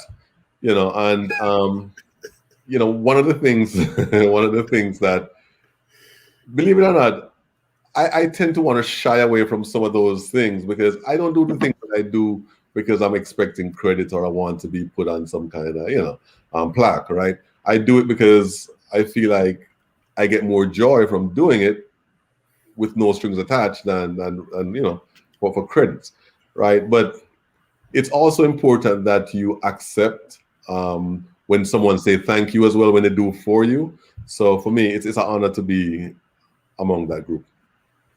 All right, Steths Hall of Famer, a legend, and congratulations, man, congratulations. Thank you. Gary, what can we expect from you now, looking forward, on the outlook? Maybe, I know that your kids are growing up now, and you haven't really, you gotta, I'd love to see your face somewhere. But what can we expect from you going forward, on the outlook in terms of the development of Steths? Well, I just want to say that right now I'm getting plugged into the Steths USA group out of New York. Cecil Wright is doing an excellent job with the team. Donovan Wilson and Zania is also a part of that organization. So I'm getting, I've always been involved, maybe not on the, upfront as I used to be in the past, but a lot of us are still involved. We're still doing a lot directly with the school. I've been conversation with Mr. Wellington quite frequently about projects and things of that sort. I'm actually working with him and Mrs. Holness right now. I'm a part of the reunion, upcoming reunion, the 60th reunion. So, myself and several others are playing roles in that. And for those who want to volunteer, we need as much help as we can. So, reach out to the school and we'll get you plugged in, right? But you will still see me playing an active role with the institution at different levels. And I'm always willing to give back at some form or some level. And I would encourage others to do the same. All right. Well, thank you for that information. And just real, not real quick, but I just would like you to say something about Mrs. Lorna Bennett Ollivierre. I know pretty much. I've got it in my notes here, and I didn't want to, I know the role that she has played. I know, look, just like everything else, coach, and we all are husbands, and we know how important, the wife is in terms of the support and, the help and everything. So just say how much she has meant to the Steths program, and the development of many of us that passed through St. Elizabeth Technical. Yeah, man. So I remember Mother, I call her Mother, right? From a long time. Mother was always instrumental in our development. She was the core, specialist back then. Strength, when it comes to abdominals, crunches, flexibility, the whole 9 yards. She would meet us in the morning session, at least twice a week on the volleyball court. Tennis court. They call it netball court. Yeah. And we'll be in pain by the time she's done, right? Because she would do the exercises and we would try to keep up. So she was very instrumental in preparing us from a mental and also strength standpoint. And she would also do a lot of the recordings. So when we compete, she would record a lot of the events, and then we could watch them and see how we could improve. So very, very instrumental in our development. She would always be there cheering us on every step of the way. And if we need to have that straight talk, she would always be with us head on as well. She was no nonsense kind of person, but we respected her. And I still conversate with her as well. Every now and then we touch base. So I keep that link, All right, awesome. And I know that OJ and Leon, they pretty much has grown up into spectacular and remarkable young men and young women. And, I'm sure that I know that, there's a lot of, you were just one of the person that they would know, because of your success for everything. So, but, anything you would like to say about the both of them? Yeah, man. Leonie and OJ, again, we keep in touch. We don't talk on the phone all the time, but every opportunity to get, we do connect. OJ, proud of him. He's doing well. Also known as Protege. If you guys don't know Protege, you need to go log on and buy his latest album. Got some good songs on it. And Leonie, she graduated recently in law. I think real estate law, and she's doing very well as also. So proud of both of them, and just to see them from back when I used to go to school, they were so young, like in elementary school and before high school.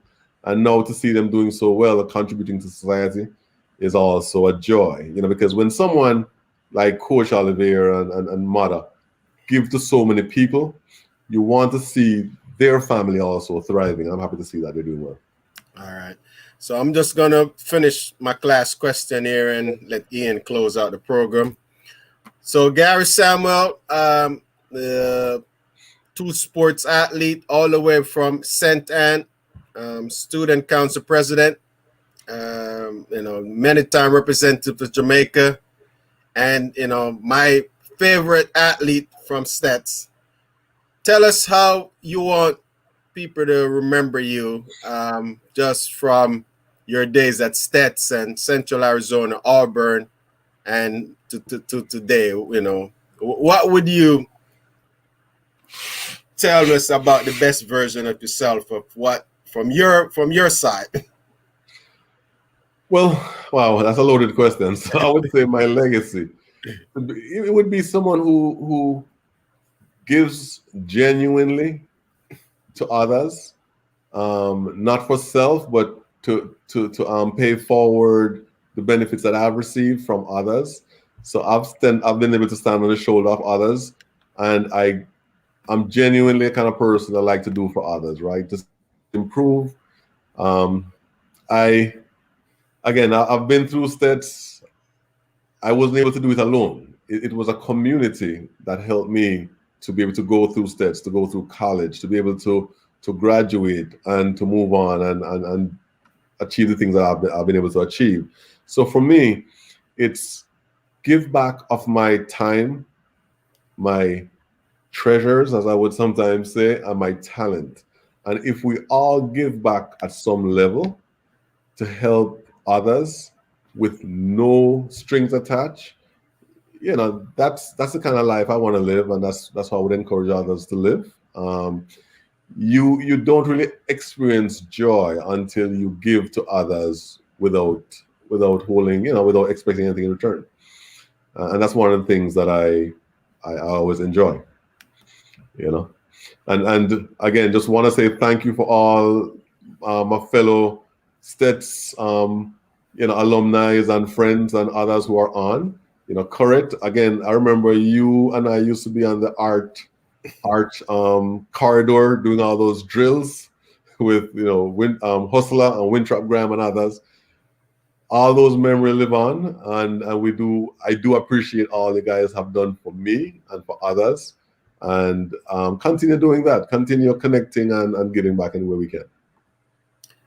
All right. Well, I want to say, I'll say my thank you afterward, but I'm pretty much, no, let me go ahead and just say, look, because I know time is ticking.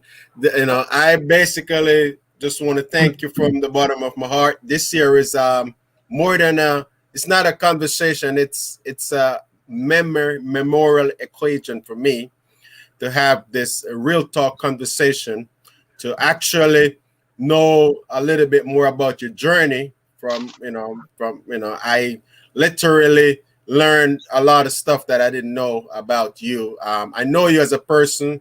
I didn't know you was from Santan. I didn't know that you came to Steths as a student. I didn't know that you went to Central Arizona. And so I was just so happy that you was able to share some of that experience. It have helped me. I hope it may help somebody that may watch the program tomorrow, next week, next year, whatever time they got the opportunity. And I hope that we were able to bring all the viewers a good inspirational program and educational program, with no other than Gary Samuel, which for me is I said it over and over that he's one of the biggest inspirational athlete for me at Steths that I know was on the same team. So again, congratulations. Thank you for all that you do and continue to do.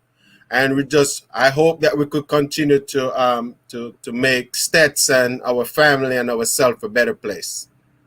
So, and thank you for you, Ian, and Ian, for bringing us on, and for the great job that you're doing as well. Let me just take this as an opportunity to share that you're doing a great work. I've been talking to people that didn't go to Steths, that watched the program, that think highly of what you guys are doing. So keep it up, and proud of the fact that you guys are representing the institution well as also. Big up, correct. All right, Gary, I don't want to close out the program yet, and I'll tell you why, and I hope our audience will be along with me. And reason being is that we know we have touched on Central Arizona. And you went to Auburn, right? Correct. University too? All right. So we don't want anyone to leave this program not feeling that, guess what? We didn't give you the chance to really, let them know, what that those school meant to you. So with that, I'm just gonna give you the chance to tell us, your major at these both these university in terms of your career part that in this university and the role they played, and then we'll close it down with two more questions. Yeah, and so Auburn, I mean, for me, Auburn was the most from a struggle standpoint. Auburn was the easiest of the path in my career in college, right? So when I went to Auburn, I was on a full scholarship at that point. I got all my room and board covered and everything, right? So it was a smoother sailing at that point. From an athletic standpoint, though, I had a hamstring injury shortly before arriving in Auburn, which kind of lingered later on in my athletic career. And I think that was kind of the beginning of the end from an athletic standpoint, right? But academically, I was able to get my undergrad at Auburn. And then I had a good relationship with the coaches. So I was able to convince them to allow me to come back for my master's as a graduate assistant. So I would help with, all the busing and coaching and helping out of, errands and things. And then they'll pay for my master's, and they did. And, I was able to, again, use my God-given gifts to be able to get my schooling paid for. Left college debt-free, which was one another, the blessing that I think gave me a jump start on life. So I have to give God thanks for that and all the people who prepared me for that path. All right. And just so you know, Auburn and Alabama, we don't blend. So any state alumni that went to Alabama, I do apologize, but, it's not your fault. All right. Just want to say, Gary, from just the comments, and the people being here with us, we've been burning some hours thus far, and just to see the family, interacting and commenting as we go along, we can actually see the type of person you were, basically from Steths days right through to your present moment. We can. I can feel the energy, put it that way. So in that, I just want to ask you, how important is an athlete public image? Because you have displayed an awesome image thus far. So just let us know how important is an athlete and public image. I think not just athlete. I think anybody, we are a brand. I'm a brand. You are a brand. We all are brands, right?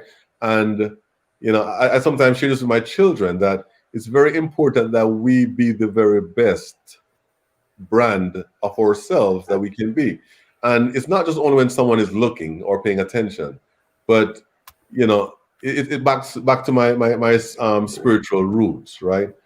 As a Christian, I have to make sure that I'm not doing things to please men, but to please God. So in all my doing, it's about pleasing God, right? So as a result, it's very important that you always conduct yourself in such a way that, if someone sees or hear you say something, it's going to be something in a positive light. That doesn't mean it's always going to happen, because we're human, and at times we might be out of character, right? But that is what we should strive for, and that's what I strive for, is to be the very best brand. So if I'm doing something, I try to be at 100%. I don't dabble, because dabble just wastes time, right? So I try to, whatever I'm committed to do, I try to do at my very best. All right, quick question. And this is because before you close out, I want to shed light on the upcoming athletes also. So I just want to know at least one important lesson you have learned from your time being an athlete. Wow. One of the important lessons I would say is about time. Time. You cannot convince someone to do a track. They have to love it.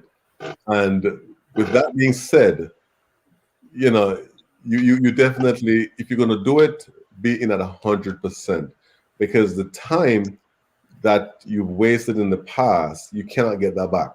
One of the things that one of the ladies I used to live with, her name is Nurse Marshall, would often say to myself and others who live with her, 3 things you can't get back: time wasted, a shot from a gun, or spoken words.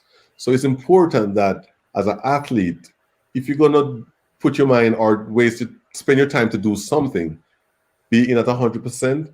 And at the end of the day, if you're successful, or if you're not able to accomplish your goals, if you fall short, you can genuinely say, you know what, I gave it 100%. So there's no regrets. Big up Teddy, Aunt Del, for real. I don't know. Aunt Del is, you know. That's Nurse Marshall. We call her Aunt Del. We're family. Okay. So, man, with that said, we know we could have gone on and on. You know, it was really a pleasure, you know, having this opportunity. As I said, personally, I did not meet you back then at Steths because you were way before my days. But you know, your legacy lives on, you know, at Steths, that noble institution. And we are so proud of what you have done over the years, you know, your career part. And just sitting here this afternoon and listening to you, you know, we realize that you are basically a leader from an early age, you know, and you have displayed very, very top qualities, you know. We can see you're a principal man. You basically was brought up in a disciplinary home, you know, Christian principle, and you really have walked the walk, talked the talk, you know. And we are so happy here, you know, at Ian and Ian, this platform that really have come to, you know, a state where we're able to really deliver in terms of what we say we're gonna do. And we could have done it by ourselves, because you know it's all about the guests that we bring on here. You guys, you have come on here and you guys have basically hit it out the park every single time. You know, you guys have not failed to inspire, motivate, educate, and as I said, it just bringing that inner peace to know that, guess what, no matter where you're from, man, you can make it. You just basically want to believe in yourself, and sometimes just have somebody believe in you, and you know, put it all together. You know, you guys have make us all proud, and I really appreciate what you guys have done, and just want to say thank you on behalf of Ian and our wonderful audience, and you know, followers that have been joining the program, loving the program, sharing the program. So Gary, we just want to say thank you, man. Thank you a lot. You know, it was a pleasure for me personally. You know, first time having a conversation with you, but it was an amazing conversation, man. Learn a lot. The pleasure is mine. Thank you, sir. All right, so Gary, we hope that we could have another talk again at some point. You know, especially when the reunion get closer. We hopefully, you know, we could shed some light on some of the things that's going to be going on, and you know, just continue to do the work. There's so much stuff we could have talked about. You know, we could have talked about your professional career after college, you know, and that would have taken some time. we save that for another. Yeah, we save that for next time. So, on behalf again of that, I'm going to close with a video right here. It's the Steths anthem that I will share. You know, for 2 minutes or so, and that will be it. Much respect, Mark Senior, and the rest of the crew. Teddy. And ourselves. All right, audio. Yep, it's coming out. Sure.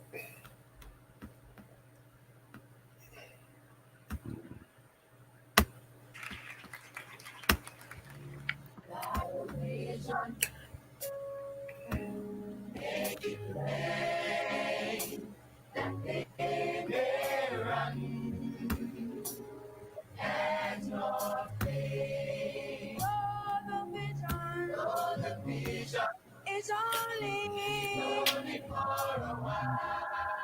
shall speak and not lie. Write the vision, make it plain.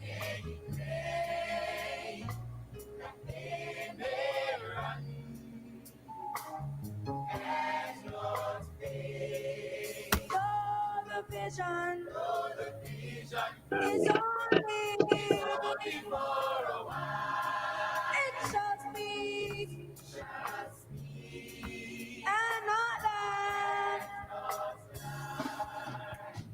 For if the Lord said it, you can count on it. He will do just what He said.